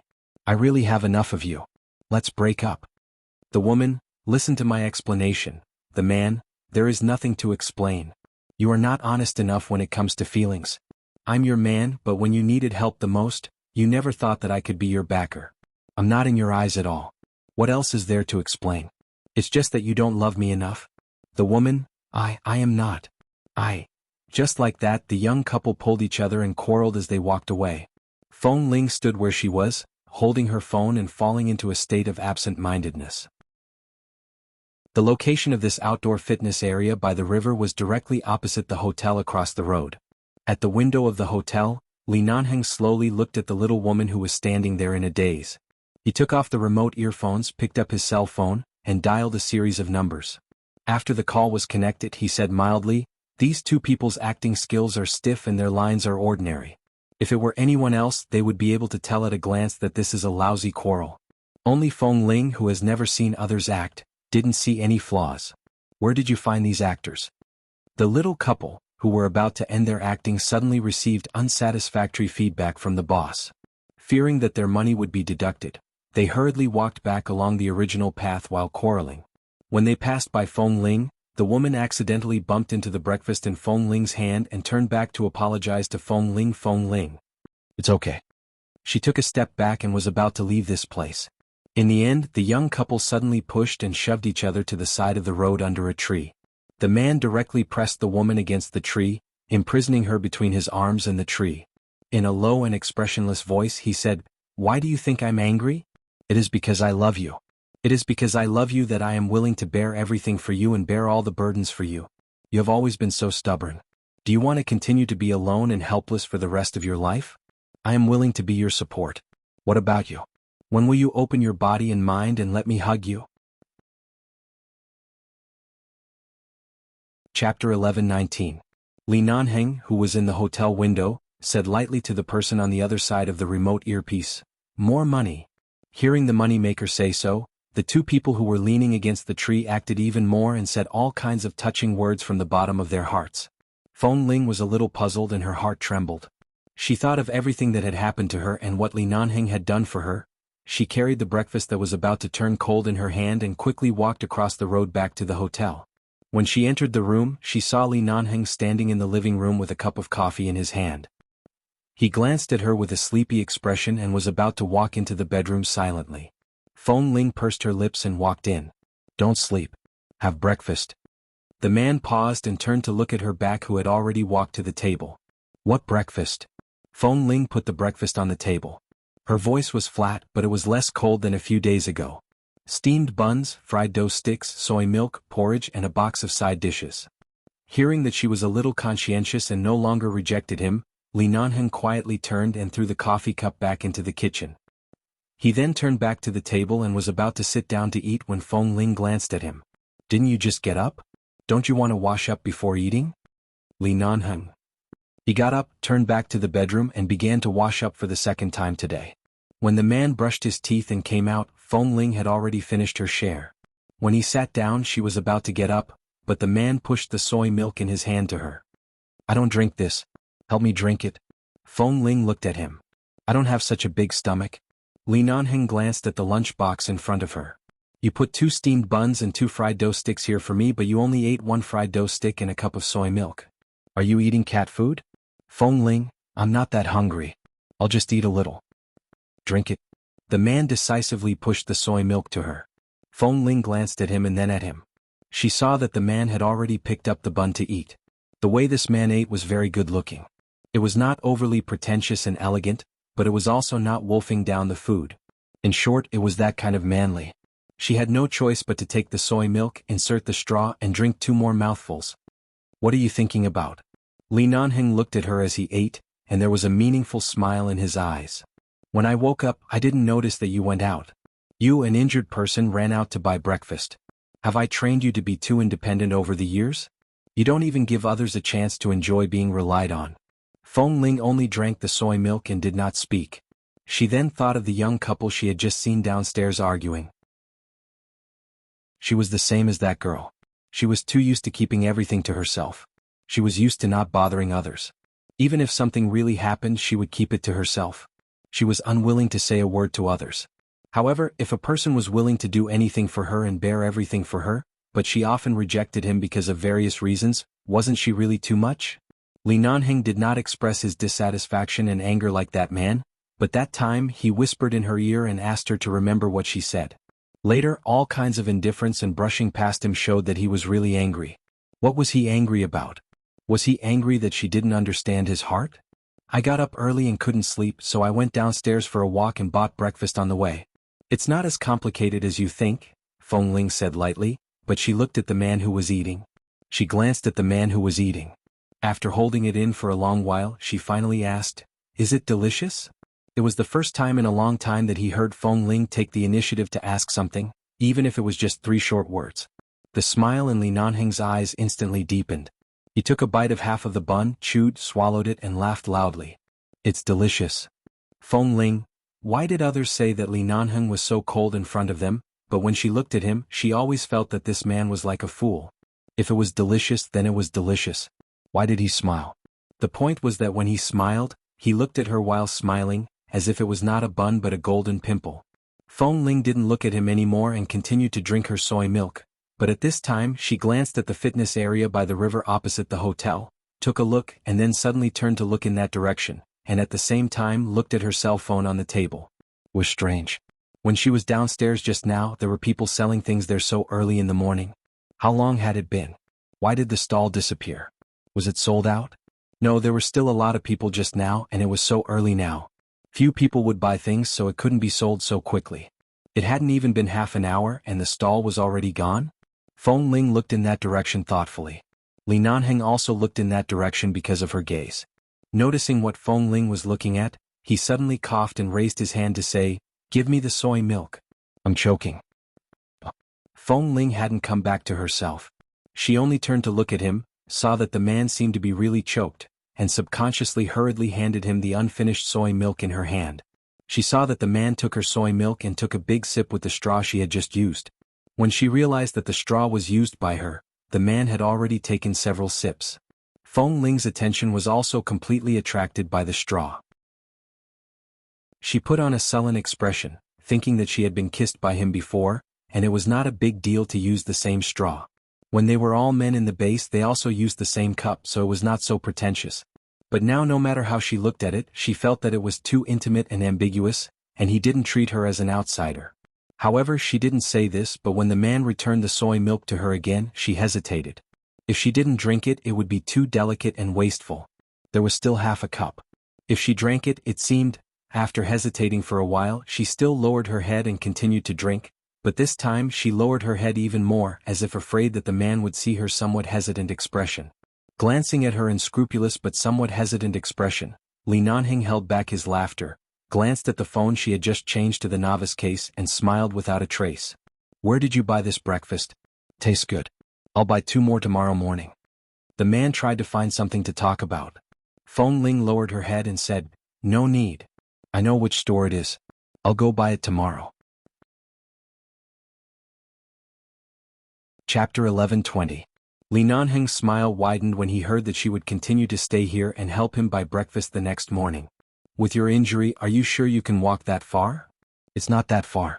I'll buy breakfast in the morning and take in some fresh air. It's good for the body. Feng Ling was still drinking her soy milk and did not notice that the man was grinning from ear to ear.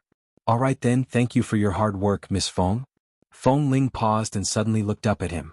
The man's expression had returned to normal. When she looked up, he met her gaze calmly. Feng Ling was speechless. Why did she feel that something was wrong? But she could not tell what was wrong. The next day Feng Ling went to buy breakfast on time. When she passed by the area by the river, she saw a small stall selling things. However, it was not as lively as it was yesterday, and there were not as many couples coming and going. That night, because Feng Ling had been injured for 2 or 3 days, she could apply the medicine herself most of the time and did not need to trouble Li Nanheng. She insisted on doing it herself, and Li Nanheng did not force her to do anything. Therefore, by the time she sat on the bed with the medical kit and applied the medicine, it was already very late. Wen Liqing called. Feng Ling, how have you been recently? Hearing that Wen Liqing's voice was a little hoarse, Feng Ling said with concern, I'm fine, it's nothing. I just suffered some superficial wounds a few days ago. I was afraid that you would be worried, so I didn't tell you. Now the wounds are basically healed. Injured? Wen Liqing raised her voice. Where are you? When Feng Ling went downstairs today, she paid special attention to the surroundings and the name of the hotel. A hotel near the river in the city. I think it's called the Golden City Hotel. I'll visit you tomorrow. No need, what's wrong with your throat? Nothing, I haven't slept well for the past 2 days. In addition, there was a lecture at the medical school today. I sat there with a few of my seniors and talked for the whole day, so my throat is a little hoarse. Feng Ling instinctively felt that Wen Liqing's low spirits had something to do with Dr. Wen, but she did not ask too much. Feng Ling, do you still plan to go back to America? The United States? I've never thought about it. I don't have any friends anywhere, so I'll just work wherever there's a suitable job for me. Mrs. Mo's place isn't a long-term place.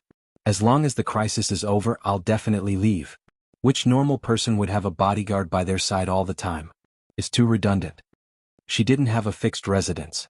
Originally, it didn't matter where she went. She had never thought about where she had to go or where she had to stay. I plan to travel around the world after my speech in the city ends. If you have time, why don't we go together? All over the world? I heard that the countries around the world aren't as peaceful as they seem. Many Western countries are affected by the chaos of war. If you really want to go out, you'd better make a safety plan first. Why are you like my brother? You're so concerned about the safety of others. I'll look for you tomorrow. You've been staying in that hotel recently, right? Okay, give me a call before you arrive. Before hanging up the phone, Feng Ling comforted Wen Liqing with a few words, lest Wen Liqing's slightly depressed mood continue. When she put down the phone, she suddenly raised her eyes and looked at the man who was standing in front of her bedroom door. She was shocked. She was so alert that she didn't even notice when Li Nanheng entered the door. Sure enough, The only person in the world who could make her lose her alertness and come and go without a trace was Li Nanheng. You didn't even knock before coming in? I was about to knock, but I heard you talking on the phone, so I didn't want to disturb you. Feng Ling adjusted her pajamas. Because she had just changed her dressing, a few buttons of her pajamas were still undone, revealing more than half of her shoulder. She adjusted her pajamas without batting an eyelid. It's already so late. Why are you looking for me? Li Nanheng did not enter. He was still leaning against the door frame. When Liqing wants to go out for a walk and wants to bring you along? Yes. He smiled. You haven't been out before. At most, you've been to 2 or 3 places when you were on missions, and most of the time, you were with the people in the base. How do you know that there are so many unknown dangers out there? You're usually so arrogant, but now you know how to persuade Wen Liqing not to wander around and scare her with all kinds of dangerous words about war-torn countries. You don't want her to go too far, so you want her to stay and continue to create opportunities with Dr. Wen, right? Feng Ling, I didn't think so much. Li Nanheng's cold brows moved slightly. I've never heard you speak so gently to anyone. You're so patient and comforting and coaxing. It seems that you have a good relationship with Wen Liqing. As he spoke, the man stood up straight and strode towards her. Feng Ling saw him approaching and suddenly did not know where to put her hands. She subconsciously touched the medical kit beside her. What are you doing? She paused and said, Li Nanheng, it's very late now. Why aren't you busy with your own things or resting in the bedroom? Why are you here? The man stood in front of her, bent down and leaned over little by little. Feng Ling's hand clenched on the medical box. She was not forced to retreat by his aura, but her eyes were obviously a little guarded. His breath came closer and brushed through her pores. Her nose was full of the man's scent. She still remembered the conversation she heard from the young couple yesterday morning. I like you and love you, so I'm willing to take on everything for you. When will you really open yourself up and accept the thousands of good things that a person can do for you? When she came back to her senses, the man was only a finger away from her. He stopped moving. She looked at him and her eyelids twitched. Miss Feng. What? She was really uncomfortable with the words, Miss Feng. She felt that every time this man called her these 3 words, it was as if he had bad intentions. Li Nanheng laughed hoarsely. If I was the one who drove by in time to save you when you fainted at the base, would you treat me like how you treated Wen Liqing? How would I treat her? Gentleness, patience. You're already willing to let go of your true self to the point that you're close to a friend. If it were me, would you give your entire self to me and give it to me without any worries? Chapter 11:21. Feng Ling felt that this assumption was not valid. The man was very close to her. Right now, she really wanted to retreat and distance herself from him. However, she knew that if she retreated now, it would mean that she had been defeated by his words. It would mean that she really cared about something with him. There's no ifs. I'm very grateful to Miss Wen for extending a helping hand back then, so it's only natural that I can open my heart to her now. Feng Ling turned her face away slightly to avoid being kissed by him. However, she felt that she was actually about to be kissed. Although their skin had clearly not really touched, the man's breathing and hoarse voice gave her the illusion that he had already kissed her from head to toe. Aside from that one time when I was locked in the Li family's ancestral hall and couldn't appear in time, when have I not appeared in time? Why don't you try opening your heart to me for once? Feng Ling closed her eyes. I have. She closed her eyes and tried her best to speak in a rational voice. Li Nanheng, I have. He stood up straight again. She finally opened her eyes and raised her head to look at him. There was no anger, displeasure, or any chagrin on the man's face. He only placed one hand in his trouser pocket and looked at her warmly. In the relationship between people, there is a saying that has been circulating for a long time that I have always felt is rather pretentious. Using 100 steps to describe a pair of people in love, I took 99 steps in your direction and finally, you took the most important step toward me. However, you only took half of this step. Because of your distrust, your hesitation, your lack of confidence and various other reasons, you took back this step and retreated countless times. It's not that we can't be together, but there are too many things written in your heart that can't be. Feng Ling's complexion was slightly pale because the man had suddenly calmly analyzed all of her timidity and lack of confidence. Because he had brazenly exposed all of her hidden emotions. She heard her overly fast heartbeat and felt that her breathing was a little short of oxygen. She had indeed taken a step forward and had indeed opened her heart to him. However, it seemed that she had only tentatively and carefully taken a step forward before being frightened back. If it was someone else, she probably wouldn't even take this step. At this moment, the man suddenly bent his head down again. This time he seemed to be determined to let her know something. Suddenly, he wrapped his arms around her sides and trapped her on the bed. Even though Feng Ling did not fall down, she still sat there stiffly, watching the man in front of her. "Look into my eyes. Feng Ling." She looked into his eyes. "I don't have any other woman. From the beginning to the end, I've only had you. Give yourself a little more confidence. Don't always be like a mouse that sees a cat and runs away at the slightest movement." As he spoke, the man chuckled. "I've used up all my patience on you. You have to give me a response, don't you? I don't know what to do. I'll teach you." The man leaned closer and raised a hand to point at his face. "Kiss me. Again?" "Feng Ling." She grabbed the pillow by her hand and smashed it hard against his face. At the same time, she pressed his face hard and didn't stop until the man was pushed far away. He didn't force her to kiss him. He just smiled and held the pillow in his hand. Looking at the short-haired little woman sitting on the bed who didn't know what to do and looking at her expression, he chuckled. "Is Wenlicheng coming to see you?" "And tomorrow. In the next 2 days, I'll be attending some activities related to the Li Corporation's domestic partners. There's also a banquet. Do you want to attend?" "Banquet? Do you want me to attend as your bodyguard?" Feng Ling asked. He raised his eyebrows high. "What do you think?" Feng Ling didn't want to say it. She pointed to the door and said, "It's too late. I'm going to sleep. Go out." The man wasn't annoyed at all. With one hand in his trouser pocket, he looked at her from the side. It wasn't until the little woman was about to explode from his stare that he walked out with a chuckle. "Good night." The man switched on the main light in the bedroom, leaving only a dim yellow wall lamp by the bedside. "Li Nanheng." When the door was about to be closed, Feng Ling suddenly called him. He paused. "I grew up drinking wolf's milk. I'm not feminine at all. I'm not reasonable either. Why do you like me?" "Indeed, I'm not reasonable enough. I don't King know why I like you." Feng Ling, "Oh." Hearing the little woman's muffled voice under the quilt, Li Nanheng put one hand on the door frame and glanced at her. "Miss Feng. Speak. Do you need me to bring a knife over right now?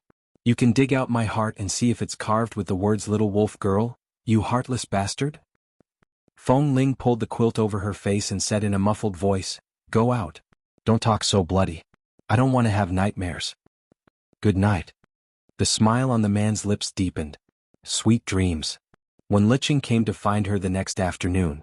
Because Feng Ling said that she hadn't eaten at noon, Wenlicheng happened to be hungry, so she took a taxi to come over. She rang the doorbell several times outside the room and waited quietly.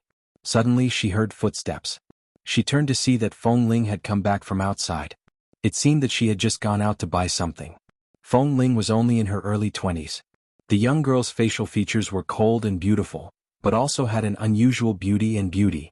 Her short hair was not dried or styled after taking a shower in the morning, and the light black hair color made her skin look even fairer. Feng Ling didn't seem to have put on makeup or dyed her hair. She stood there looking completely plain and clean, making people feel particularly comfortable. At this moment, Feng Ling was wearing a black turtleneck knitted sweater, a thin white outer shirt, and a pair of black flat boots that looked somewhat androgynous. She didn't wear any accessories from head to toe, and she didn't even wear a watch on her wrist. She was holding a beige handbag in her hand, which seemed to contain the things she had just bought. From a distance, it seemed to be just some daily necessities. Feng Ling's temperament had always been indifferent and cold. In the past, when she was in the base, she wore black uniforms with everyone else. When she was not in the base, she usually wore loose clothes that were slightly neutral, but even so, it could not contain the indifferent and cold aura that she exuded from her bones that kept people away. Chapter 11:22. This Feng Ling was very beautiful, but she was cold. Her eyes and brows were gentle, but she didn't look gentle at all. Her temperament was so cold that people couldn't help looking at her. There were so many contradictions in her, but she didn't seem to be out of place. Feng Ling came up. "I just went down to buy something. I thought you would wait a while." With that, she opened the door. "Miss Wen, come in." Wenlicheng walked in, put down her bag and took the slippers that Feng Ling handed to her. While changing her shoes, she looked inside casually and said, "Feng Ling, you don't live here alone, do you? I haven't asked much about you recently because of my own affairs. I don't know when you moved out of my house, nor when you came to this hotel." Feng Ling paused. I moved in a few days ago. Several old enemies who chased me when I was on a mission in the United States found me, but fortunately they were not seriously injured. Wen Liqing changed her shoes and walked in quickly. When she was about to take Feng Ling's arm, she felt that Feng Ling stiffened slightly. She realized that Feng Ling's arm was also injured, so she softened her movements. Where are your injuries? Let me see? No need. They're almost healed. I'm a doctor. Let me take a look. Only when I know what's going on will I feel at ease. Hearing her say so, Feng Ling didn't stop her. Wen Liqing opened her clothes and pants to check her injuries and then looked at the almost invisible strangulation mark on her neck, and she nodded. Sure enough, it's just a superficial wound. Those people dare to run amok in the United States, but they shouldn't be so bold here. It's not easy to transport guns here. Otherwise, if they really chased me, I don't know what would happen. And indeed. Wen Liqing walked a few steps in this large room, looked around and said, "This room is too big. It should be the best business suite in this hotel. There are more than 2 or 3 bedrooms, which is larger than the space of ordinary residential families. Even if you are not short of money, you shouldn't come out to live in such a room. And I think..." She glanced at a pair of gray men's shoes at the door. "Here, there should be another man living with you, right?" "Feng Ling, I thought you knew." Wen Liqing stopped and turned to look at her. "What do I know? Does he know which man you are with? How would I know? I can't even take care of myself these past few days. I'm only staying here temporarily to recuperate from my injuries. Moreover, I'm currently being hunted by someone, so it's indeed more suitable for me to stay with him. Otherwise, it'll be easy to implicate others. Besides, there are so many bedrooms here. It's not a big deal if we all live in our own rooms." "Who is that man? Do I know him?" In fact, Wen Liqing was not too surprised that Feng Ling had a man by her side to take care of her. After all, although Feng Ling's personality was a little cold, many men liked this kind of silent, aloof and uncontrollable woman. For them, such a woman was more challenging. In the past, she had seen many male colleagues or friends around her, who had been bleeding in pursuit of a high mountain flower, saying that they liked this kind of personality. Feng Ling's personality was very quiet, but especially outstanding. Not to mention men would like her, even the same sex would not hate her. Li Nanheng. Wen Liqing thought of many possibilities, but the only one she didn't expect was Li Nanheng, who was 1,000 miles away from Feng Ling. "Feng Ling, between you and Nanheng." She looked at Feng Ling and asked, "Is there any result between you and Nanheng? For so many years, we have been entangled with each other for a long time, and he has always been very concerned about you. As for the matter with the Feng family, he has never mentioned it in the past 3 years. At that time it was just a piece of news in the media. There has never been any other woman by Nanheng's side, so in fact, we are also very suspicious about whether he was married at that time, and Nanheng has never explained it to us. I just don't know if he has explained it to you or not." Feng Ling turned to look at her. He really explained it to her more than once. Had there really never been any other woman by his side? If he was really married, it was impossible that no woman had ever appeared by his side, not to mention that Nanheng usually came and went to the base. There were so many people and there were so many people. If there was really a woman, the so-called Mrs. Li, it must have been seen by others. However, it seemed that it was really as Nanheng said. He didn't have any other woman. Feng Ling, Los Angeles is not a small place. If the news that was uploaded by the media was false, the Feng and Li family should have long refuted the rumors. Whether it is true or false, there is no need to pursue it. Why is there no need to pursue it? If Nanheng really hasn't married any other woman, it means that you have misunderstood him all these years. It means that the two of you have been delayed for 3 whole years. Now that the truth is out, shouldn't you rush back into his arms and live a loving life with him? Look, there is a little problem with you and Nanheng has been watching over you. Where can you find such a man? Don't make it so complicated. This time I only have a superficial wound. He doesn't want me to be alone outside, so he asked me to stay here. It's not what you think." Wen Liqing looked at her as though she was looking at a melon. "Can you tell me, have you ever been serious about Nanheng?" Feng Ling was silent for a while and did not answer. It was not until Wen Liqing came over and stared directly into her eyes as though trying to see through her that Feng Ling answered in a low voice, "Yes." Wen Liqing instantly smiled. Recently, because of her brother, she had not smiled like this, but now she was in a good mood and said with a smile, "That's easy. In fact, he and I are too familiar with each other in the base. Perhaps at that time, because I was the only woman in the base, he had no other place to express his feelings, so he just made do with me." Wen Liqing, It was said that men's EQ was not as high as women's, and the words blockhead were often used to describe men. But now, these 4 words were really appropriate to describe Feng Ling. Make do with me? Do you want to say that you just made do with me? Maybe. Wen Liqing's eyelids twitched, and her eyes inadvertently swept at the person who suddenly pushed the door open. Chapter 11:23. Knowing that Feng Ling was deliberately being stubborn, Wen Liqing couldn't help sweating for her and subconsciously cleared her throat to remind Feng Ling to pay attention to her words. Feng Ling still looked at her calmly. There are so many men in the base. People like me who haven't developed feelings from the beginning are easily taken away by others. Perhaps if it were someone else who liked me and treated me well, I might have responded seriously. How is that possible? Xiao Fei should have told you before Boss Li did, right? Have you ever fallen in love with Xiao Fei? Wen Liqing said and winked at Feng Ling, reminding her that there was someone behind her. Feng Ling fell into deep thought and then answered seriously, maybe it's just because Boss Li is a little more handsome than Drill Master Qiao. Boss Li is sure to win. Wen Liqing squeezed out a smile. Really? I think Xiao Fei is also very handsome.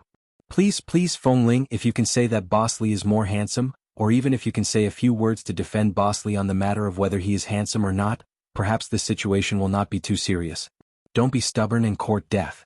However, Feng Ling leaned against the coffee table and held her chin seriously with one hand. Indeed, maybe if I had thought about it a little, maybe now I and Drill Master Qiao have already passed our 3-year anniversary. Wen Liqing smiled. If she didn't court death, she wouldn't have died. She really couldn't be saved. Speaking of which, in addition to Boss Li's handsome appearance and high status, he is nothing more than a devil who has bullied me in the base for many years. What on earth made me fall in love with him? Come to think of it, the last thing I should have done was... Wen Liqing suddenly stared at the direction behind Feng Ling and suddenly raised her voice. Nanheng.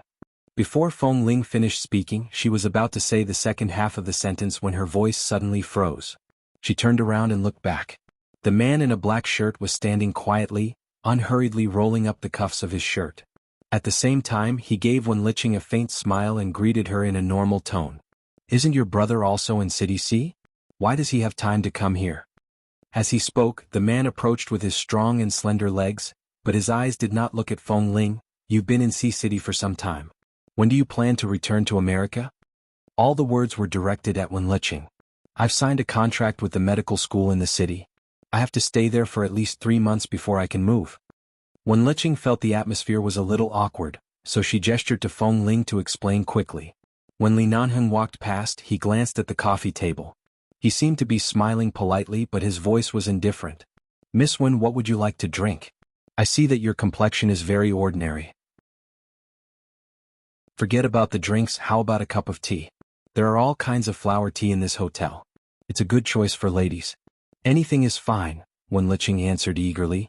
5 minutes later, Li Nanheng came over with 2 cups of high-quality roses and placed them on the coffee table in front of them. Wen Liqing quickly said, Thank you. You guys talk first, I'm going to change my clothes, the man said indifferently. All right. Wen Liqing felt that she had known Li Nanheng for so many years. They grew up together, but this was the first time she felt that she had to be so careful when talking to him, for fear of igniting the fire. Li Nanheng nodded and turned to go to the bedroom. It was not until the bedroom door opened and closed that Feng Ling looked at Wen Liqing silently. Wen Liqing was also helpless. She looked at Feng Ling's obviously deflated expression. Now you know that you said something wrong? I've been reminding you just now. Why didn't you notice it? Feng Ling, I thought you just had a sore throat. You usually say that you are a very quick-witted person. Why do you become so slow when it comes to Li Nanheng? Wen Liqing raised her hand to touch her forehead. I think he is most likely angry. Think of a way to coax him. I originally wanted to talk to you because I was in a bad mood, but now I'm not in the mood to talk to you. Hurry up and solve your own problem. Wen Liqing directly left. She did not dare to drink the flower tea. She was afraid that Li Nanheng would directly poison her because of his expression. In the bedroom. The man had just taken off his shirt and was about to pick up the black t-shirt on the side to put it on. Feng Ling knocked on the door, but there was no response from the person inside. She simply pushed the door open and entered, only to see that the man was shirtless and was about to change his clothes. Seeing that he was not wearing any clothes, she hesitated. Originally, she wanted to leave, but then she thought that it was not the first time she saw him, so there was nothing to avoid. However, she didn't know whether it was good to go in like this, so she stood in front of the door and hesitated. The man had just picked up the t-shirt and turned to look at her. "What's the matter?" Feng Ling pushed the door open and walked in. She tried her best to shift her gaze away from the man's perfect figure. She stared at his lowered profile and asked, "Are you angry?" "Why am I angry?" Feng Ling approached a little and asked tentatively, "Did you hear what I said to Miss Wen just now?" Her mood instantly sank a little. "I didn't mean that." Li Nanheng spread out the t-shirt in his hand, put it on his head and very quickly put on his clothes. At the same time, he turned to look at her indifferently. "What do you mean?" "What I said just now, I just said it casually, but what I thought in my heart is not what I expressed with my mouth." He nodded. "So what you're saying is that the only good thing about me is that my appearance is also fake and I have nothing good about me?" "No, are you really angry?" The man raised his eyebrows indifferently and glanced at her indifferently. He seemed to find her question very funny. "You're right. There are so many people in the base but only 2 people found out your gender. Perhaps as early as before me, if more people found out and more people pursued you, I would have nothing to do with it. This is the truth and there is nothing to be angry about." She was a little confused because of his words. She seemed to understand but also seemed to not understand. She felt as if he was mocking her for not treating him as the most special one at all. Instead, she said that she was being serious but she was just being passive. Everything that happened between the 2 of them was just a perfunctory brushing over. She wasn't really low in EQ. She looked at him and said awkwardly, "Don't be angry. I really didn't mean it that way." The man said unhurriedly, "I was the one who asked for it. I delayed your and Xiao Fei's 3rd anniversary." Chapter 11:24. "I didn't mean it. I just said it casually. I don't have any feelings for Drill Master Qiao." Feng Ling was forced to spit out these words helplessly. Li Nanheng glanced at her coldly and did not answer.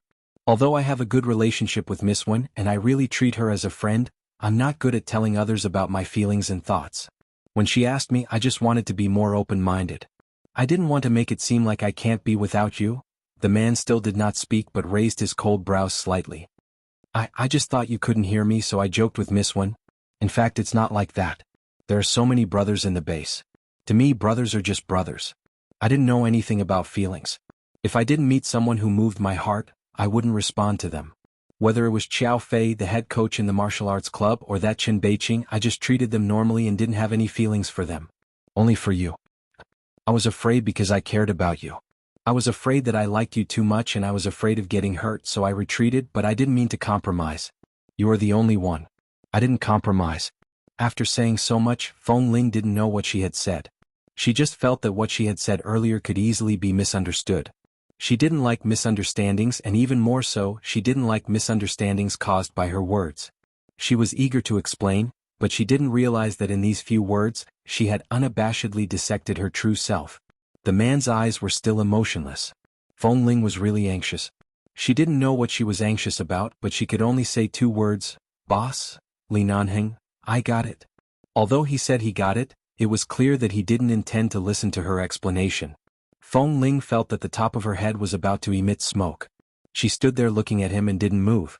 At this time, Li Nanheng also glanced at her. "I'm going to change my pants. Are you going to stand there and watch?" Feng Ling's expression froze, and the unknown fire in her heart burned her eyes.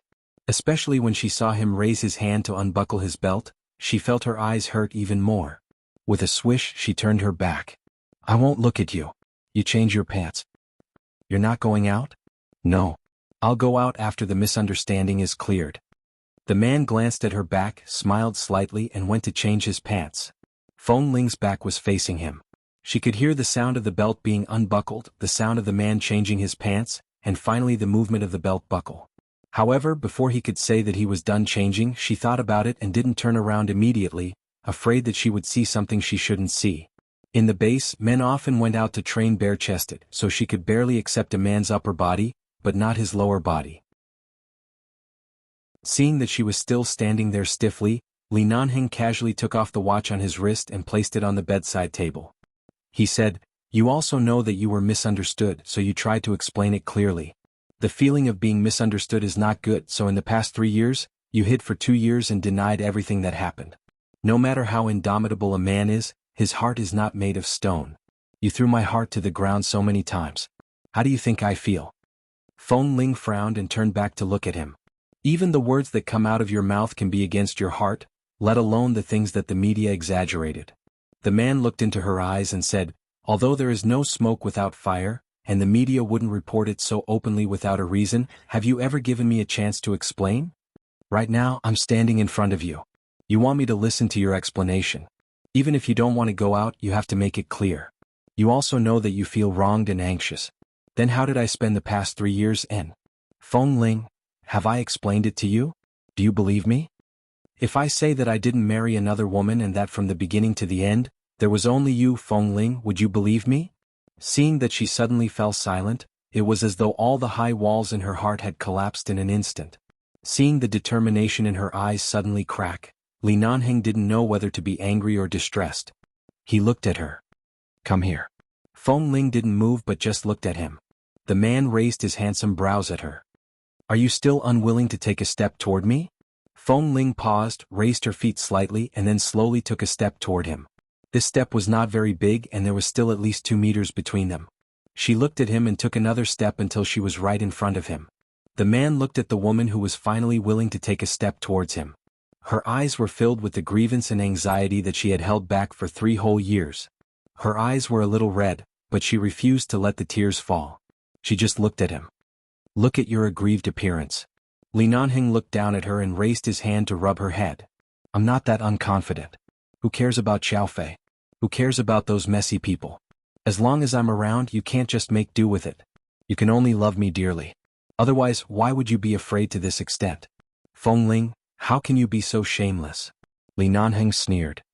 If I'm shameless, how can I get a wife? Feng Ling said angrily with reddened eyes. So you did it on purpose just now? Li Nanheng raised his brows. She couldn't continue speaking. Regardless of whether he did it on purpose or not, she was the one who started the problem. If she hadn't been so stubborn just now and suddenly explained herself in a moment of desperation, she wouldn't have made herself so awkward. She was just short of forcing him to dig out her heart for him to see just like he did. The man's hand caressed her head and then paused on the back of her head. He then lowered his eyes to look at her reddened eyes. Yo, you're crying? Feng Ling, no. Li Nanheng smiled. His cold, slender fingers gently lifted her chin. He lowered his head to approach her and looked into her eyes. You're clearly crying. The fact that you're crying means that one of the words you said earlier is true. Which one? The one where you said that you have to marry me. Feng Ling. She was so angry that her tears, which were about to burst out, immediately retracted. She was about to speak when the man smiled and opened his arms to pull her into his embrace. He bent down to place a kiss on her forehead. All right, I'll only allow you to cry this time. I won't let you cry in the future. Chapter 11:25. If the knot in her heart was really opened, it would really be opened. Feng Ling was not such an awkward person. However, the key point was that Li Nanheng was a little too enthusiastic. If they had made up, then so be it. If he had anything to say, he could just let go and say it, but he still pressed her down on the bed and kissed her hard. She tried to dodge but could not.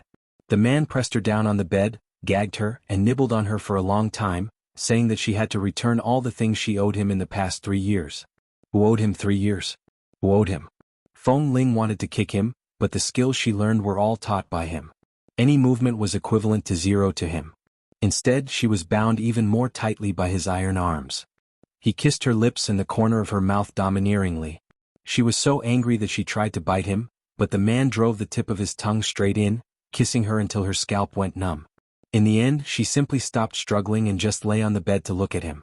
Seeing that she wanted to stretch out her cat claws but could not do anything to him, Li Nanheng kissed her lips twice and kissed her face a few more times as if it was not enough.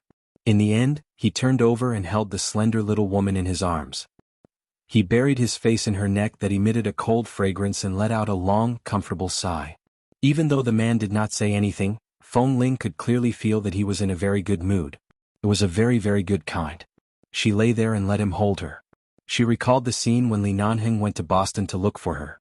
She recalled how she had been hiding after being chased out of the base and how they had been entangled for nearly a year. She recalled how this man, who was seriously injured in the Boston jungle, was still able to raise a gun to help her subdue the enemy in her moment of crisis. She recalled how he gritted his teeth and coldly asked her to remember what she said when she rejected him again and again. Feng Ling only felt that her heart trembled violently as though it was being held in someone's hands. Her breath was held in her body, unable to come out or go back. I've held this breath for 3 years. Now it feels good. The man just held her like this. He did not say anything, nor did he continue to do anything. He just spoke comfortably as though the turbid air had finally been released. Feng Ling bit her cheek silently and inadvertently tightened her grip on the man's t-shirt. She couldn't help smiling. At this moment, the man suddenly lowered his head to look at her. Feng Ling immediately flattened the corners of her lips and continued to maintain a calm expression. Li Nanhing ignored her expression and happily kissed her forehead. He then continued to hold her and let out a long, comfortable sigh. Comfortable. It was comfortable again. She was not comfortable being held like this all the time. Feng Ling struggled to get up but was unable to do so. She could only say, "Earlier Miss Wen came to look for me for lunch, but she left without eating." Well, it's fine. She's not an outsider. I'll just find time to make it up to her. The man hugged her and refused to let go. His voice was low and hoarse, but strangely, she could tell that he was still very happy in his heart. Feng Ling, I haven't had lunch either. What do you want to eat? The man looked down at her again. Eat anything in the hotel or you can eat in the room. Then ask the hotel staff to send it up. Wait. Li Nanheng rubbed her head, messed up her hair and got up to pick up the phone. Feng Ling finally regained her freedom. She got up on the bed in his bedroom and turned to look at the clothes on the man's body. She recalled the scene when she came in and saw him changing his clothes. She glanced at her own clothes that were slightly wrinkled by him and got up to walk out. There was lunch and a buffet in the hotel. Coincidentally, it was lunchtime. She made a call and in less than 10 minutes the staff came in with a dining cart. After placing the main dishes and side dishes on the table, the staff pushed the dining cart out. Feng Ling had just returned to the bedroom to call Wen Liqing. After confirming that Wen Liqing had left to find her senior sister for lunch, she was relieved to know that she had someone to accompany her. When she walked out of the bedroom, Li Nanheng happened to come over and was about to call her out for lunch. The two of them looked at each other. The smile in the man's eyes did not disappear, causing Feng Ling's mood to be slightly stirred. She coughed and looked at the table. Why are there so many dishes? There's a banquet in the hotel today, and the kitchen has prepared a wide variety of dishes. The people in each room have ordered food, so they have prepared it together. Usually it's not so sumptuous. Li Nanheng gestured for her to sit down. Feng Ling walked over and sat down. Seeing that there was even matsutake soup on the table, she guessed that the person holding the banquet in this hotel today should not be ordinary. Then she recalled that Li Nanheng said that he had to attend an event with a partner related to the Li Corporation today. He did not say whether it was in this hotel or somewhere else, but he did come back quite early. He was so early that she almost got angry when she was unprepared. Li Nanheng sat down and watched as she carefully placed the tableware and then scooped some soup to drink. From the looks of it, she was really hungry. When she was hungry, she would not make excuses. It was probably because she was used to living in the base. When she was hungry, she would eat. When she was thirsty, she would drink. There was no need to be shy about anything. Everyone was comfortable. Previously, because of her words that she might be dating Xiao Fei for 3 years, although his impetuous mood had been soothed, now that he saw her eating, the ice and snow in his heart really melted. This mood came out of nowhere. He even felt that the little woman in front of him, with her soft and clean light black short hair, looked more and more pleasing to the eye. She no longer looked at him coldly and looked even more beautiful. I have to go to a meeting in the afternoon. I'll probably be back after dinner. You can eat by yourself tonight. Oh, Feng Ling responded as she ate. When they had just reconciled, didn't they look like a young couple who had been separated for a long time and should be very clingy? However, this attitude of Feng Ling's made Li Nanheng not know whether to laugh or cry. Don't you want me to come back earlier? I do, but it's rare for you to be busy with matters outside the base. Elder Li's health is not good right now. No matter how much you reject the Li family's matters, there will inevitably be a lot of things to deal with. You already said that you will come back after dinner. Should I ask you not to go? Feng Ling said as she scooped a bowl of soup for him. Then, to show my sincerity, I'll reward you with a bowl of soup. Li Nanheng picked up the soup in satisfaction, but he said, You are obviously not sincere. Then how do you want me to show my sincerity? I haven't run away with other men in the past 3 years. Is that not sincere enough? Chapter 11:26. That's because you met the best man when you first opened your eyes. No one else can enter your eyes, the man said as he blew at the soup in the bowl and took a sip. Feng Ling, so shameless. Wash up and wait for me to come back tonight, the man suddenly said when he put down the bowl. Feng Ling had just picked up a mouthful of food and was about to put it into her mouth. Hearing his words, she paused and looked up at him. What? The man glanced at her meaningfully. What? What did you say just now? Wash up and wait for you? Feng Ling glared at him. Li Nanheng is your purpose. Don't you take a shower before going to bed? Yes. So what I said is wrong? You usually go to bed after taking a shower. I told you not to sleep so early after taking a shower and wait for me to come back. Is there a problem? Remember to pay attention to the 2 more serious wounds when you take a shower. Try not to touch water for the time being. Seeing that she was holding a pair of chopsticks and looking at him without eating or speaking, Li Nanheng smiled. What did you think I said just now? Feng Ling did not answer but lowered her head and ate 2 mouthfuls of food. When she recovered and returned to Mrs. Mo's side, she should find Xiao Ba and Mrs. Mo to learn how to play tricks in front of a man. Otherwise she would really be controlled by Li Nanheng. In the afternoon, Li Nanheng went out as expected. Feng Ling changed her dressing and had nothing to do.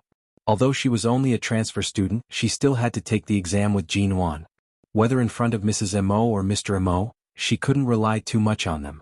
After all, she couldn't be too good at superficial grades. So yesterday she asked the hotel staff to bring 2 books from the dormitory and sat by the window to read and do the questions. Because Li Nanheng said he would come back after dinner, in the evening Feng Ling was sleepy from tutoring, so she simply closed the book and curled up on the sofa by the side to take a nap. As a result, she slept for more than 3 hours. During the meeting, the new secretary of a CEO of a partner spoke to Li Nanheng from time to time, occasionally handing her documents, and occasionally standing eagerly by her side to tell her the details of the cooperation and the exhibition on the big screen in front of her. Li Nanheng just stood there silently, looking at the exhibition in front of him. He had no interest or patience in this Secretary Chen who was full of the smell of perfume. Secretary Chen watched as this CEO Li stood at the side of the crowd with an indifferent expression. He was clearly today's honored guest, but he insisted on standing at the furthest point from the crowd as if it had nothing to do with him. Secretary Chen looked at this handsome man in a black coat, standing tall and straight. He only felt that this kind of man was unapproachable when he wore a suit and shirt, but when he took off his clothes, he was definitely a sexy man with an excellent figure. After all, from afar he could feel the invisible sense of oppression that this CEO Li exuded. Even if he did not express any oppressive intent, just by standing here, some people's aura was already different from others. She also heard that this CEO Li had an unusual identity in America. Even though she did not know what his identity was, even their CEO had to be respectful to people from the Li Corporation. It was clear that his status was not simple. She was a university student who had just graduated. In order to climb all the way to the position of CEO's secretary, she had used all kinds of means. Now that she had finally sat in the position she wanted, she looked at the 50-year-old CEO and then looked at this CEO Li. It was simply the difference between clouds and mud. This Li Nanheng had a natural charm that made women want to go to bed with him as soon as they approached. CEO Li, look at these. These pictures all have the details of the various departments. It's just that I was in a hurry today and didn't bring them. How about after this meeting, I'll accompany CEO Li to our company to look for those detailed pictures. Then we can go out for a meal alone. I'll tell you about these in detail during the meal. The air was mixed with the smell of various perfumes. Under the rising heat of the air conditioner, Li Nanheng felt even more disgusted with these women who approached him. He glanced at the time on his wrist. After a moment, he finally looked at the woman who had been chattering non-stop. The Li Corporation did not directly accept your company's bidding documents. The detailed pictures and whatnot are being screened by the various departments of the company. Before they are accepted, it's still too early to show me these trivial things. Secretary Chen immediately smiled tactfully. When she looked at him, there was light in her eyes. She said sweetly, CEO Li, I'm very confident in our company's exhibition pictures. If we didn't have a first-class design team, we wouldn't be so confident. If you come with me to see these detailed pictures, I'm sure you'll be even more satisfied. Li Nanheng's expression was indifferent. He picked up the champagne from the side and expressionlessly turned to leave. It was as though he had not heard her words at all. Secretary Chen saw his indifferent expression and was about to rush over. However, at this moment, 2 bodyguards dressed in black appeared out of nowhere and directly blocked her way. Hey, what are you doing? Secretary Chin saw that they were deliberately blocking her way and immediately widened her almond-shaped eyes in anger. The two bodyguards expressionlessly continued to block her way. They did not speak or explain until Li Nanheng was far away. After confirming that this love-struck secretary would not find an opportunity to pester him again, the two of them silently retreated. Secretary Chin rushed into the crowd again. After looking for a long time, she could not find Cioli. She immediately stomped her feet in anger. Perhaps learning about financial knowledge was really an effective method of hypnosis. Feng Ling slept especially soundly. In the end, she was still woken up by a phone call. She groggily picked it up and heard a familiar voice. I'm going back soon. Have you eaten tonight? I'll buy some for you to eat. She was stunned for a moment. She slightly sobered up and rubbed her forehead on the sofa. Boss? Her voice was somewhat hazy and hoarse, as though she had just woken up from sleep. Li Nanheng paused on the other side of the phone. Were you sleeping earlier? And I accidentally fell asleep. Feng Ling sat up and glanced at the time. I slept from 5 o'clock until now. It's actually already 8 o'clock? As she spoke, she directly stood up to turn on the lights. At the same time she circled the room. There was indeed nothing to eat. She heard that the call had not been hung up. The man seemed to be driving. She said, then just buy something to eat. Halfway through her words, she suddenly thought of something. Are you done? Li Nanheng, I've already said that I'm going back soon. Did you sleep until you lost your memory?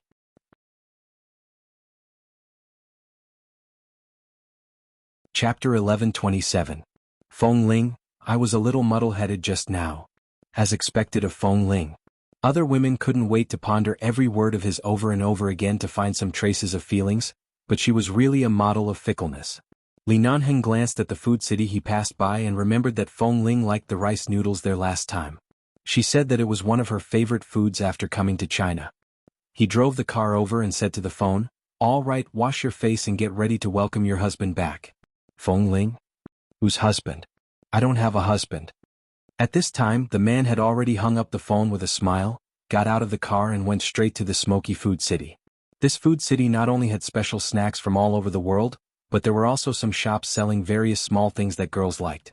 Li Nanheng waited for the rice noodles to be cooked in that shop. Because there were too many people waiting in line, he simply turned to walk outside. When he passed by those shops, he saw the various gadgets, accessories, and toys inside and found that he seemed to have never seen these things in Feng Ling's room or suitcase. In the past, she didn't have these things in her room. It was not that she didn't go shopping, but she didn't buy them. Did she not like them or had she never seen them before? Li Nanheng casually picked up something that looked like a small music box. As soon as he picked it up, the little thing sounded in his hand. He looked at it for a while and put it down. It was not suitable for her. If he bought it back, it would probably be smashed by her in a few minutes. He turned to look at the handmade knitted scarves on the side. The weather in City B was not warm recently, so the scarves could come in handy. Li Nanheng's brows moved. He remembered that Feng Ling usually wore black, white or gray clothes, but most of them were black. She always looked cold and cool. Black. What color would look good with it? He looked at the scarves and picked up a red one. The quality was good. It was handmade and looked very warm. He thought about how Feng Ling would look when she wore this scarf. It should look good, so he paid and left. When he was about to go back to pick up the rice noodles, he saw a shop selling handmade soap and various handmade gadgets. There were a few hand creams on the stall. He saw a few words written on the introduction below. Moisturizing, long-term use can eliminate thin calluses. Because Feng Ling held a gun for a long time, there was a very thin layer of calluses on her white, tender and slender hands. As a man, he had never used this kind of thing, nor had he seen her use it. He didn't know if it was just an advertisement or something, but he still went up to ask. How long will it take to eliminate the calluses? The shop assistant with exquisite makeup came forward and said enthusiastically, Sir, this is made with papaya ingredients. The effect is similar to the papaya cream from Australia, and it's even better. It's very moisturizing. It's our new product this year. The weather is getting cold and both men and women's hands will be very dry. It's good for the skin to apply some hand cream. It was followed by a long string of descriptions that only women could understand, but Li Nanheng could only understand a few words. Persevere, the thin cocoon will slowly soften until it disappears.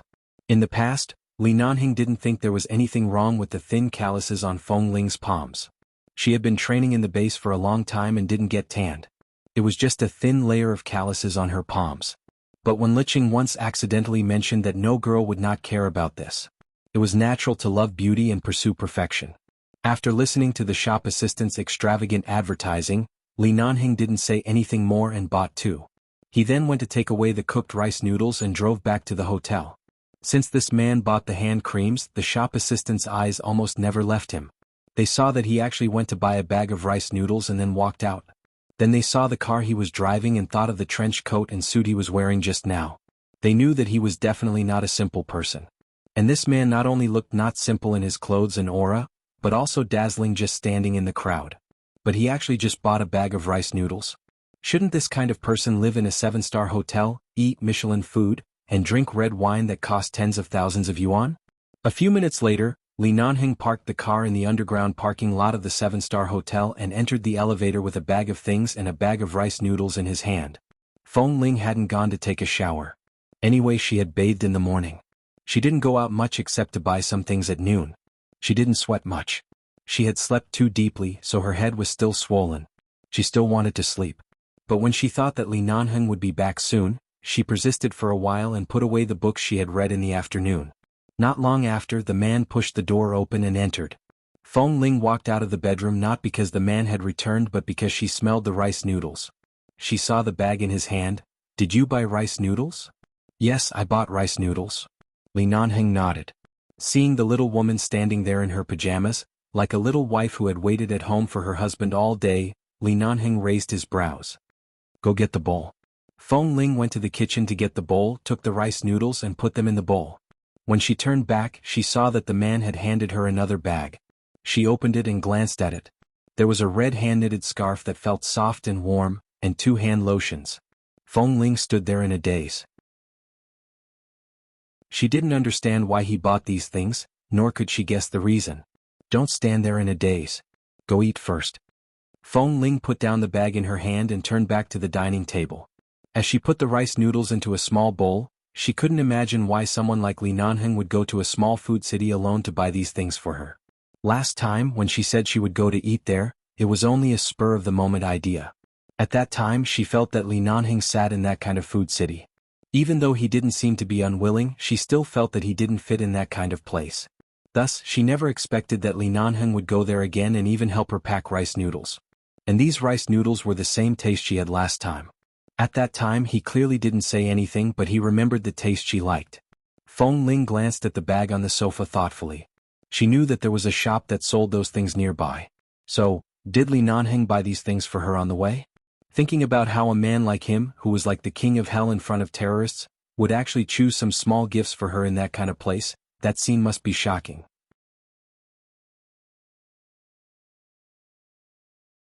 Chapter 11:28.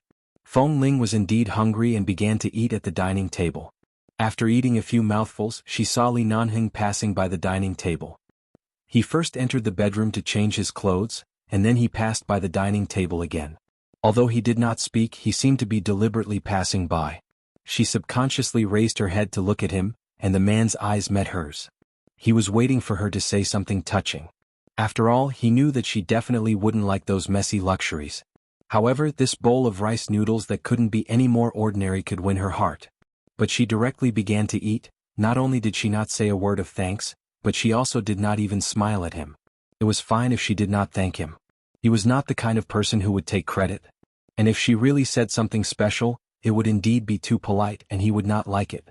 But she did not say a word and directly sat down to eat, which was really very Feng Ling. The point was, what should he say now to attract her attention? For example, "I remember that you liked to eat rice noodles last time, and I deliberately went to that food city to buy it for you during the traffic jam. Are you touched? Is it disgusting? For example, I bought you a scarf and hand cream. If you need anything else, be sure to tell me. I don't know what women like, but as long as it is something you like, I can satisfy it. Is it superficial? For example, little Feng Ling, I like you so much, can't you give me a good response? Even if you are happy to jump up and hug me, I can give my life to you." Retarded? The more he thought about it, the more he felt that as a man, he began to struggle over such a trivial matter because of a woman. The corner of Li Nanheng's mouth trembled, and he simply did not continue to pass by the dining table, directly going to the kitchen to make coffee. Feng Ling ate the rice noodles while watching the man's back. She did not understand what was wrong with him just now. Could it be that he did not eat tonight and wanted to eat a few bites? But that was not right. If he really did not eat, he definitely would not only buy a small portion, and this was only a small one, not a large one, so it was not possible. Then why did he look at her and the rice noodles in front of her with burning eyes? Hearing the sound of the coffee machine in the kitchen, Feng Ling was puzzled for a moment, and then lowered her head to eat the rice noodles. In fact, it was mainly because she didn't know what to do if she didn't eat. After she slowly finished eating, she heard the sound of the coffee machine in the kitchen stop. Feng Ling hesitated for a moment, stood up to clean up the dishes and brought them into the kitchen. Seeing that the man was standing in front of the coffee machine, deep in thought, she cleared her throat. "Boss, move aside. I'll wash the dishes." Li Nanhing turned to look at her. Originally, he wanted to say that he could leave the bowl here, but when he saw her lowered eyes, his mood instantly brightened up. Was she shy? Feng Ling did not look at him directly. Seeing the man take half a step to the side, she walked over to put the bowl and chopsticks in her hand in. She did not pay attention to the dishwasher by the side, turned on the tap and began to wash the dishes. After that, she washed her hands and wiped them clean. She turned around and was about to walk out when she bumped into the man's sturdy chest. She paused and looked up abruptly, only to see the man looking down at her. She didn't notice when he suddenly turned around from the direction of the coffee machine. Feng Ling froze in front of him. Her eyes flickered and she was about to lower her head to sneak over when he raised his arm, but the man caught her in his arms and pulled her into his arms. He lowered his head and sniffed her hair hard and then chuckled softly, "Your hair is dry. Haven't you showered?" "And I showered in the morning. I slept in the evening and didn't have time to wash it." As Feng Ling spoke, she shrank her neck slightly because of the man's breath on the top of her head. "Boss, let go of me first." "I'll go." "Go what? You just finished eating. Shouldn't you wait for a while before showering?"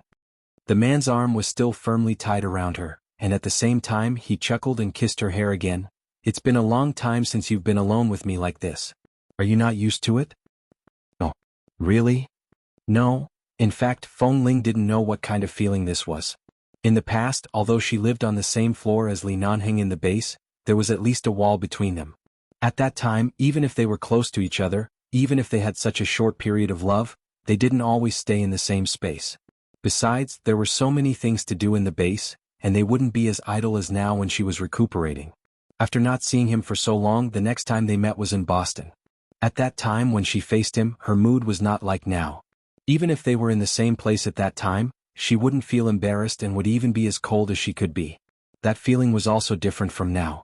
In the past few days when he approached her, she had been cold and distant. The way the two of them interacted with each other was exactly the way Boss Lee interacted with the former members of the base. She didn't speak much, so at least 2 days passed peacefully. But now it was different. Right now, the air seemed to be emitting the sour smell of love. She had no idea how to eliminate the ambiguity in the air and the possibility that a spark could ignite a prairie fire at any time. After all, she was not 17 or 18 years old now.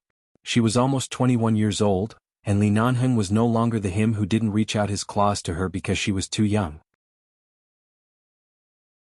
Right now, he was no different from a wolf who had been vegetarian for many years. When he looked at her, even if his expression was not too obvious, she could vaguely feel that she was a piece of meat next to his mouth. She could be eaten up at any time. He probably didn't know that the little woman who usually dared to charge alone with a gun was now evasive in front of him, as if she was afraid of being caught and kissed again. It was so tempting that he wanted to commit a crime. Li Nanheng held her firmly in his arms, lowered his head and gradually kissed her on the head. As soon as he kissed her earlobe, Feng Ling trembled and rushed to push him away. However, the man gently bit her ear. Li Nanheng held her firmly in his arms, lowered his head and lowered his head to kiss her. This bite almost made her cry out softly.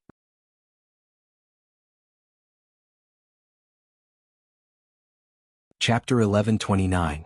Feng Ling hurriedly raised her hand to cover her ears and looked up at him. "Don't." The man paused slightly but didn't move away. He just looked at her from such a close distance. He saw her red ears and her face that was still trying to maintain composure. So sensitive?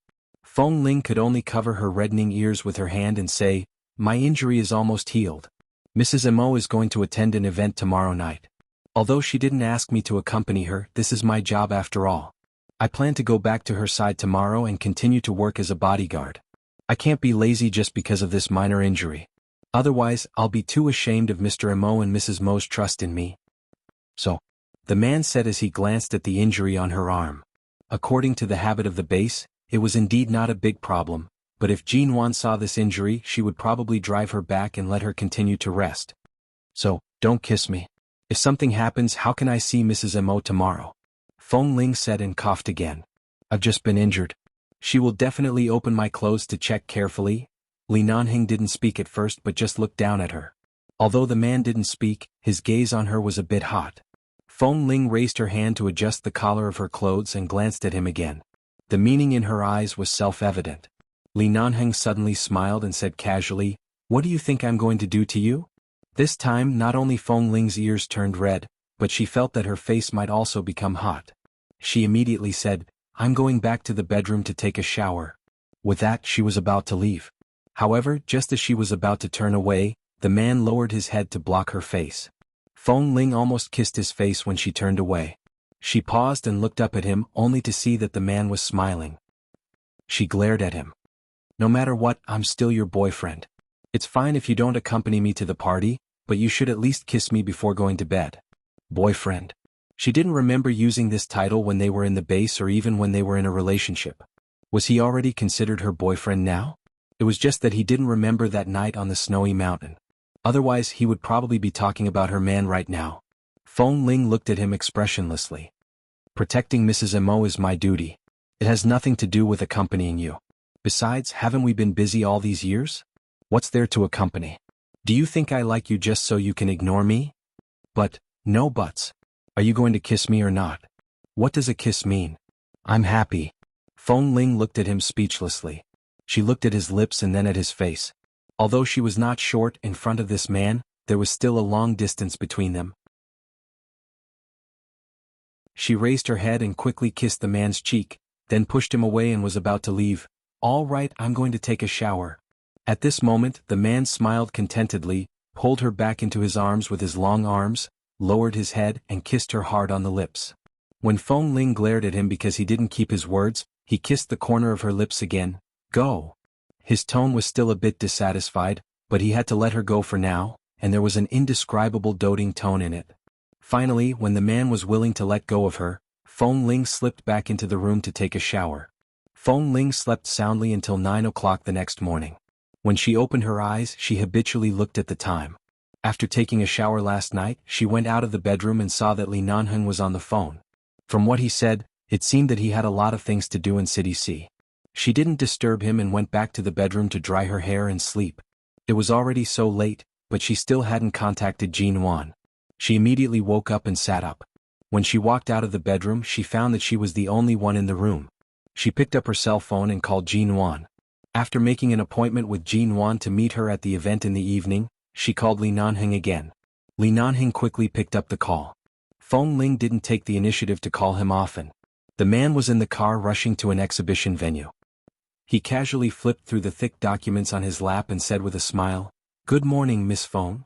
Feng Ling wasn't used to this sudden change of situation, but since the misunderstanding had been resolved, she didn't want to make too much trouble.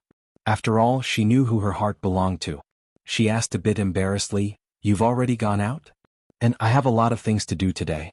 I have to go to the business partners banquet tonight."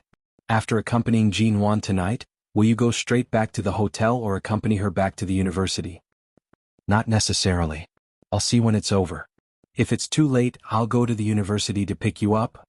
"You'll go to pick me up? Then what should I say if Mrs. Mo sees me? Do you think Jean Wan is stupid? Can't she see that there's something going on between you and me?" "That's right. Last time when Mr. Mo came over he should know something from their tone. You just didn't say it out loud." "Where will you accompany her to attend the event tonight?" "I don't know yet. I won't know until I meet her in the afternoon." "Call me when you're sure. I'll pick you up tonight." "Okay." Feng Ling hung up the phone and went to wash up. Before leaving the hotel she called Wen Liqing but the call didn't go through. Wen Liqing seemed to be busy. Thinking that Wen Liqing's recent situation didn't seem to be very good, she didn't continue to call. It was better to ask her when she was in a better state. Wen Liqing signed a contract with the medical college as a guest professor for 3 months, teaching some Western medical concepts, clinical medical experiments and so on. Of course, she didn't like to show off, so most of the time she liked to help her seniors who came to work with her. She was very low-key and didn't want to show her face as much as possible. Today, she and her seniors were going to the provincial hospital to do clinical experiments and teaching. It was said that the provincial hospital also invited well-known medical figures from all over the world to participate and observe. After Wenlicheng arrived at the provincial hospital with her seniors, she hurriedly changed into a light green disinfectant suit, put on a mask, and was about to go to the consultation room specially arranged for them by the hospital. Just as she was about to enter the consultation room, Wenlicheng raised her eyes and suddenly saw several people standing outside the door. One of them was as tall as Jade, wearing a long white doctor's gown, standing quietly there, talking to the leader of the provincial hospital next to him. The moment he noticed her gaze, he turned his head and looked her in the eyes.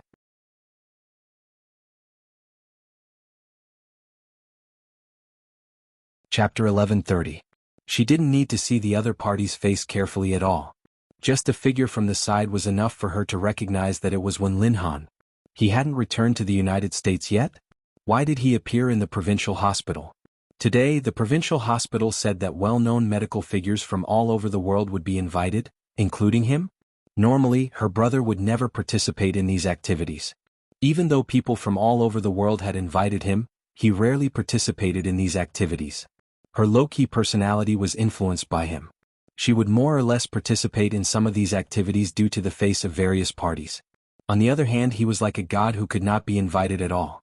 But now he actually appeared here. At the moment when their eyes met, Wenlicheng's face turned cold.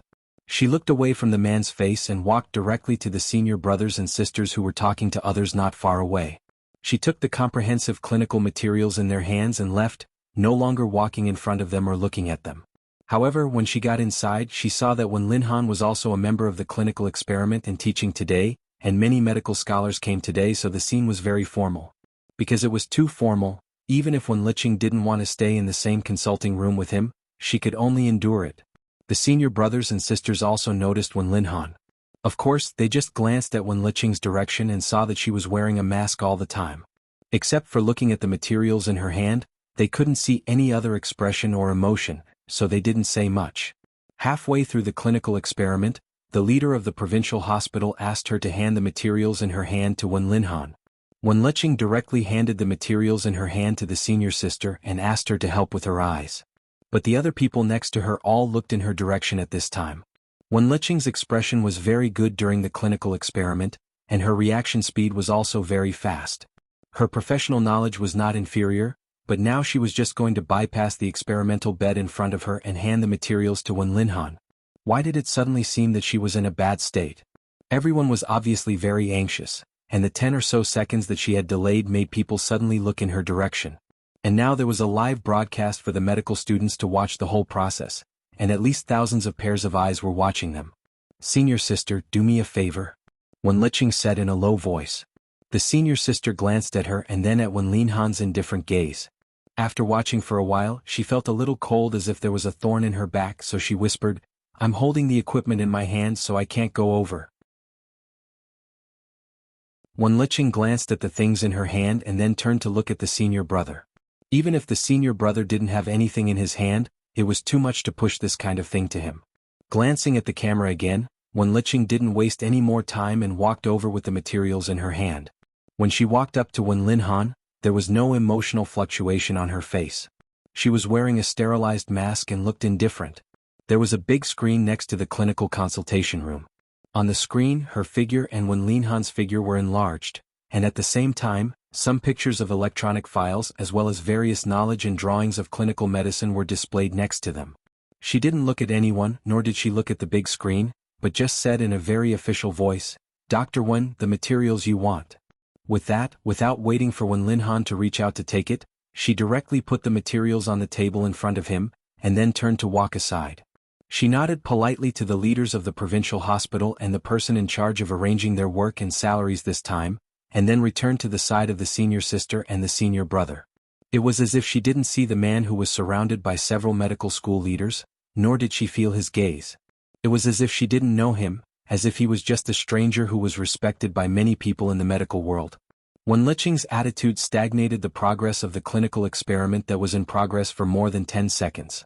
The other medical school leaders only knew that her surname was Wen, but in this big country the surname Wen was not particularly rare, so it was not strange to meet someone with the same surname, so they didn't think too much about it. But someone still called her. Wait a minute. Wenlicheng paused for a moment and raised her eyes to look at the other party. Both doctors Wen seemed to be very famous in the Los Angeles medical community. I don't know if the two of you have communicated with each other when you were in the United States. Today's clinical experiment requires very precise suture removal techniques. Why don't both doctors Wen show all of us and the thousands of students of the medical college in front of the camera? Everyone in the clinical room, including the man's gaze, fell on Wenlicheng at the same time. Wenlicheng didn't look at Wen Linhan, nor did she pay special attention to the man's gaze. She just stood there and nodded politely to the leaders of the provincial hospital and the medical school. Since Dr. Wen is here, I'd better not show up. Dr. Wen's suture technique is worthy of everyone's observation and learning. I can also stand by and learn from him. After all, Dr. Wen has studied abroad for many years and was hired by Los Angeles City Hospital. There's no need to be so modest. I'm not being modest. I'll really show up. Wenlicheng said and raised her hand to introduce the senior sister and senior brother next to her. My senior sister and senior brother are better. They will demonstrate to the students with Dr. Wen, so the effect will be better. Seeing that she flattered others but trampled on them, the leaders knew that she was low-key and didn't say much. In the end, as she said, they invited her senior brother and sister and politely invited Wen Linhan to be their teacher. When Wen Linhan bypassed the table in front of him and walked to the clinical experiment table, he seemed to glance at Wenlicheng. Although he didn't speak, his eyes were clear, and he didn't pretend to be unfamiliar with her, but he didn't mean to say anything to her in public. He just looked at her as if he was sizing up how thick her disinfectant suit was. The disinfectant suit in China was also different from that in foreign countries. She had never worn this suit in the United States. Wenlicheng, who was wearing a green mask, also looked indifferent, as if familiar and strange at the same time. Wenlicheng lowered her head and took a step back as if she didn't see anything. She gave them the position on the side of the clinical experiment table, turned around and walked away.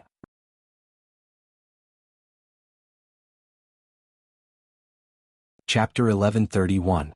When Feng Ling and Jin Wan went to meet, Jin Wan did as Li Nanheng said. She lifted Feng Ling's clothes and examined her for a long time. She furrowed her brows in heartache as she looked at the wounds that appeared to have healed on the surface, but who knew how long it would take for the scars to disappear. Thankfully, Feng Ling did not have a talkative personality. She answered whatever Jin Wan asked and did not complain. The topic slowly shifted to the event they were going to attend tonight.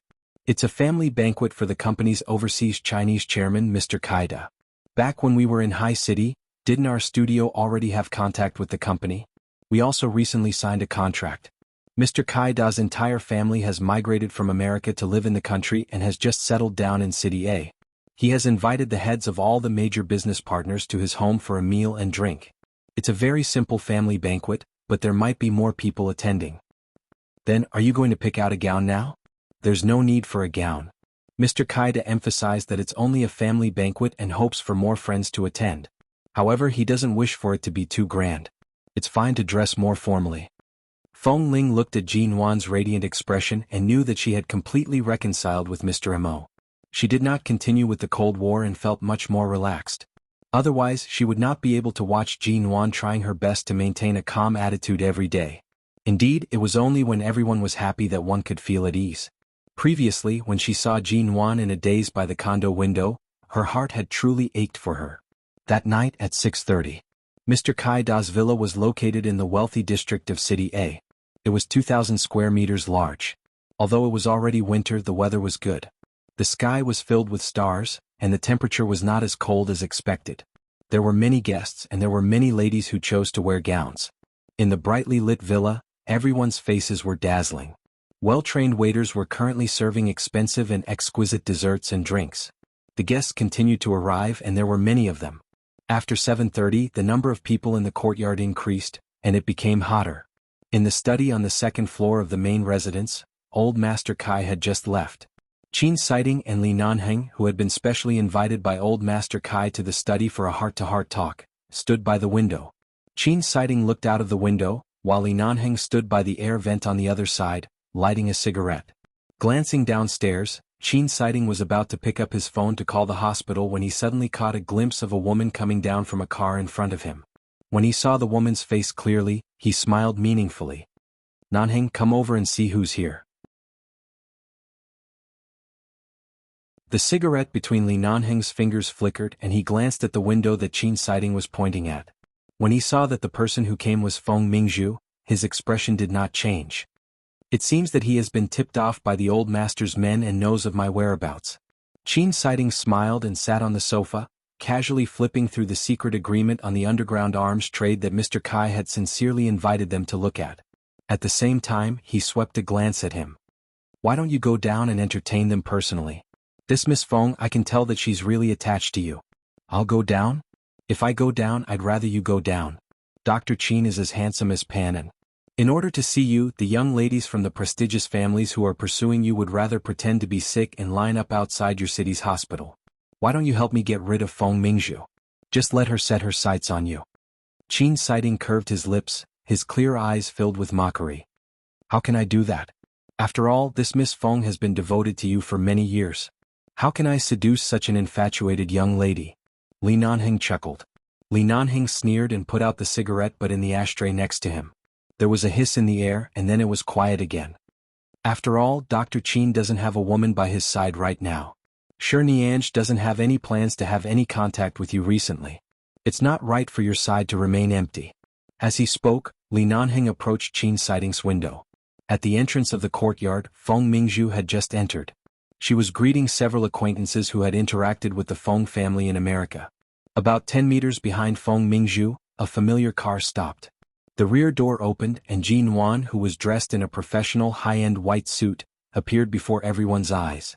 Knowing that the person who had arrived was the legendary Mrs. Mo, the crowd immediately surrounded her. Only Li Nanheng's gaze was on the figure who had casually stepped out of the car. Feng Ling was dressed in a white blouse and black jeans, with a simple cashmere jacket over the blouse.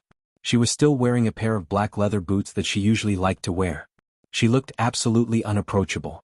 She was still simple and clean without any makeup, and her hair was clean and fluffy. She followed behind Jin Wan and raised her hand to block the crowd that surrounded Jin Wan.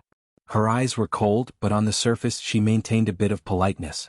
She asked the others to make way for Mrs. Mo and not to surround her like this. Qin Siding saw Li Nanheng standing in front of the window and seemed to be looking at something very seriously. He looked away from the agreement in his hand and turned to look outside. When he saw it was Jin Wan and Feng Ling, he raised his eyebrows and said, "The color of the scarf around Feng Ling's neck is not bad. It's rare to see a touch of red on her." Indeed, Feng Ling, who was walking in the yard with Jin Wan, was wearing a red scarf around her neck. The color matched with most of her black clothes and looked a bit like the European and American style that girls like nowadays. "It's indeed not bad." Li Nanheng curved his lips. Qin Siding faintly raised his elegant and deep brows. "I saw that she rarely wore such trivial things. Could it be that Jin Wan was overly enthusiastic and specially knitted a scarf for her?" "Li Nanheng, do you think Jin Wan has the time to knit a scarf? That's strange. This doesn't match Feng Ling's usual habits."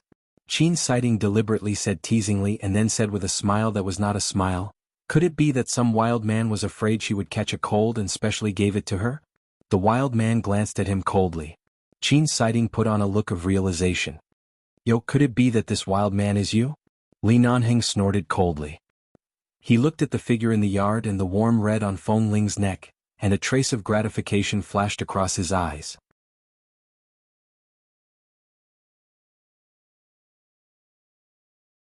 Chapter 1132. Walking out of the study, several bodyguards outside came up to him. "Boss, we saw Feng Mingzhu just now. We've asked around and found out that old Master Li didn't pull any strings for her to come to China. She probably bribed the people around old Master Li to find out your whereabouts."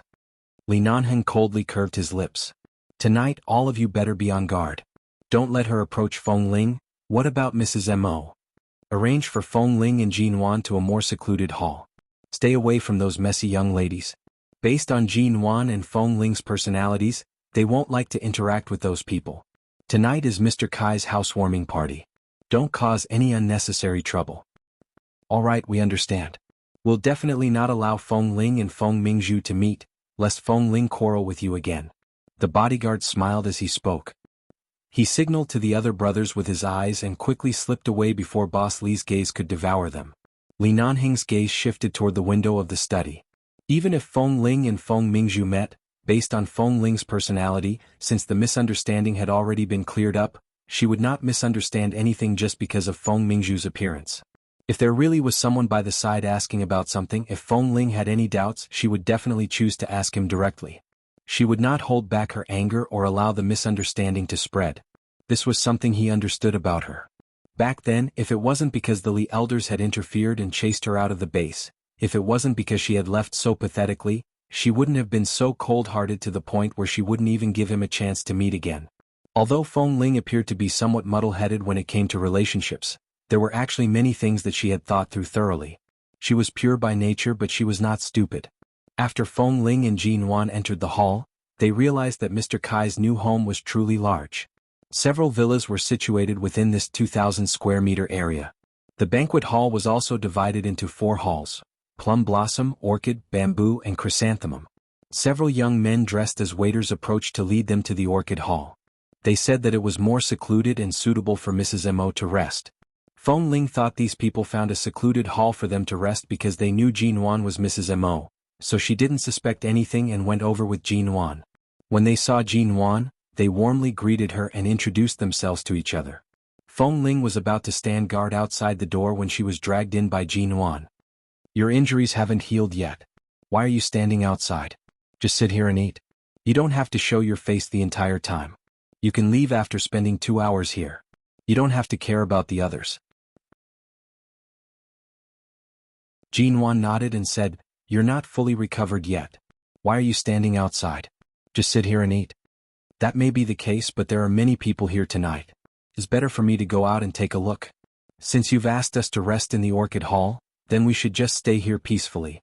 The few ladies sitting here are all rich madams with whom we usually have no conflicts, and they don't seem to have any hidden agendas. With such a relaxing environment, you should just relax a little. You say that you're a bodyguard, but when have I ever seen you as one? Hurry up and sit down." Jin Wan's last few words were spoken in a commanding tone.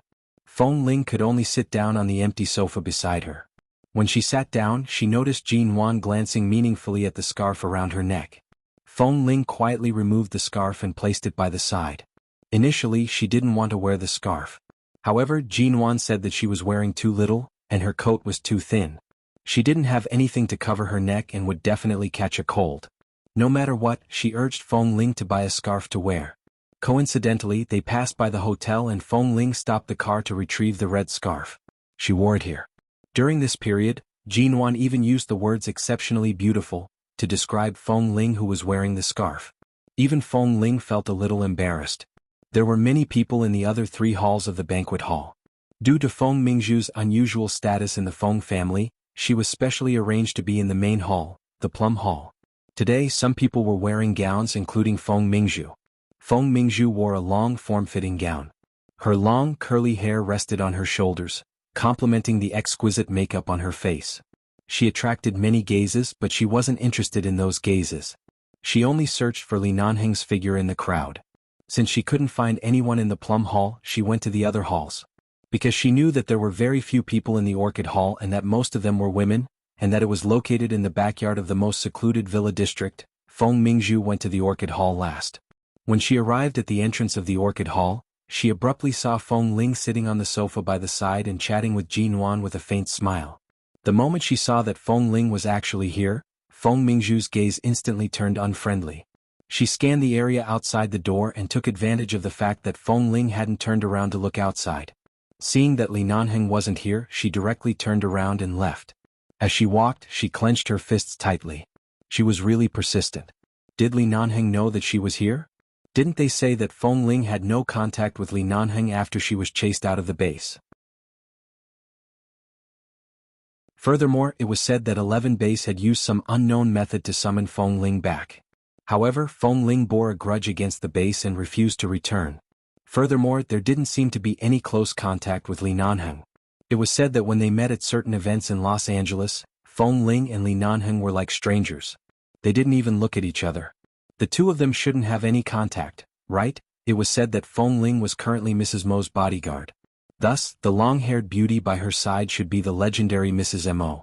Because she wasn't sure what the relationship between Feng Ling and Li Nanheng was, it had been so long since the banquet started, but Feng Ling still hadn't gone to the front. It was likely that they hadn't met face to face and didn't know each other was here. Then it seemed like she should hurry up. Recently, when she was at the Li family, Grandfather Li had been dissatisfied with her because she had spread those things out. Recently he hadn't helped her much. Even when she visited the Li family several times, Grandfather Li's attitude toward her was very cold. This time she came to China to look for Li Nanheng. It wasn't Grandfather Li's help at all.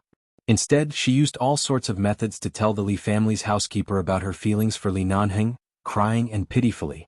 Finally, the other party felt compassion for her and revealed a few things about Li Nanheng's schedule in T-City. Otherwise, she wouldn't even have the opportunity to appear at this banquet at the same time. For him, you're tuning in to the Dreamy Chapters YouTube channel. We're so grateful for your support, and don't forget to subscribe to join us on this incredible journey through captivating stories. Your generosity through donations truly makes a world of difference, as it's the primary source of revenue that allows me to expand and enhance this channel for you. Thank you from the bottom of my heart for being a part of this adventure.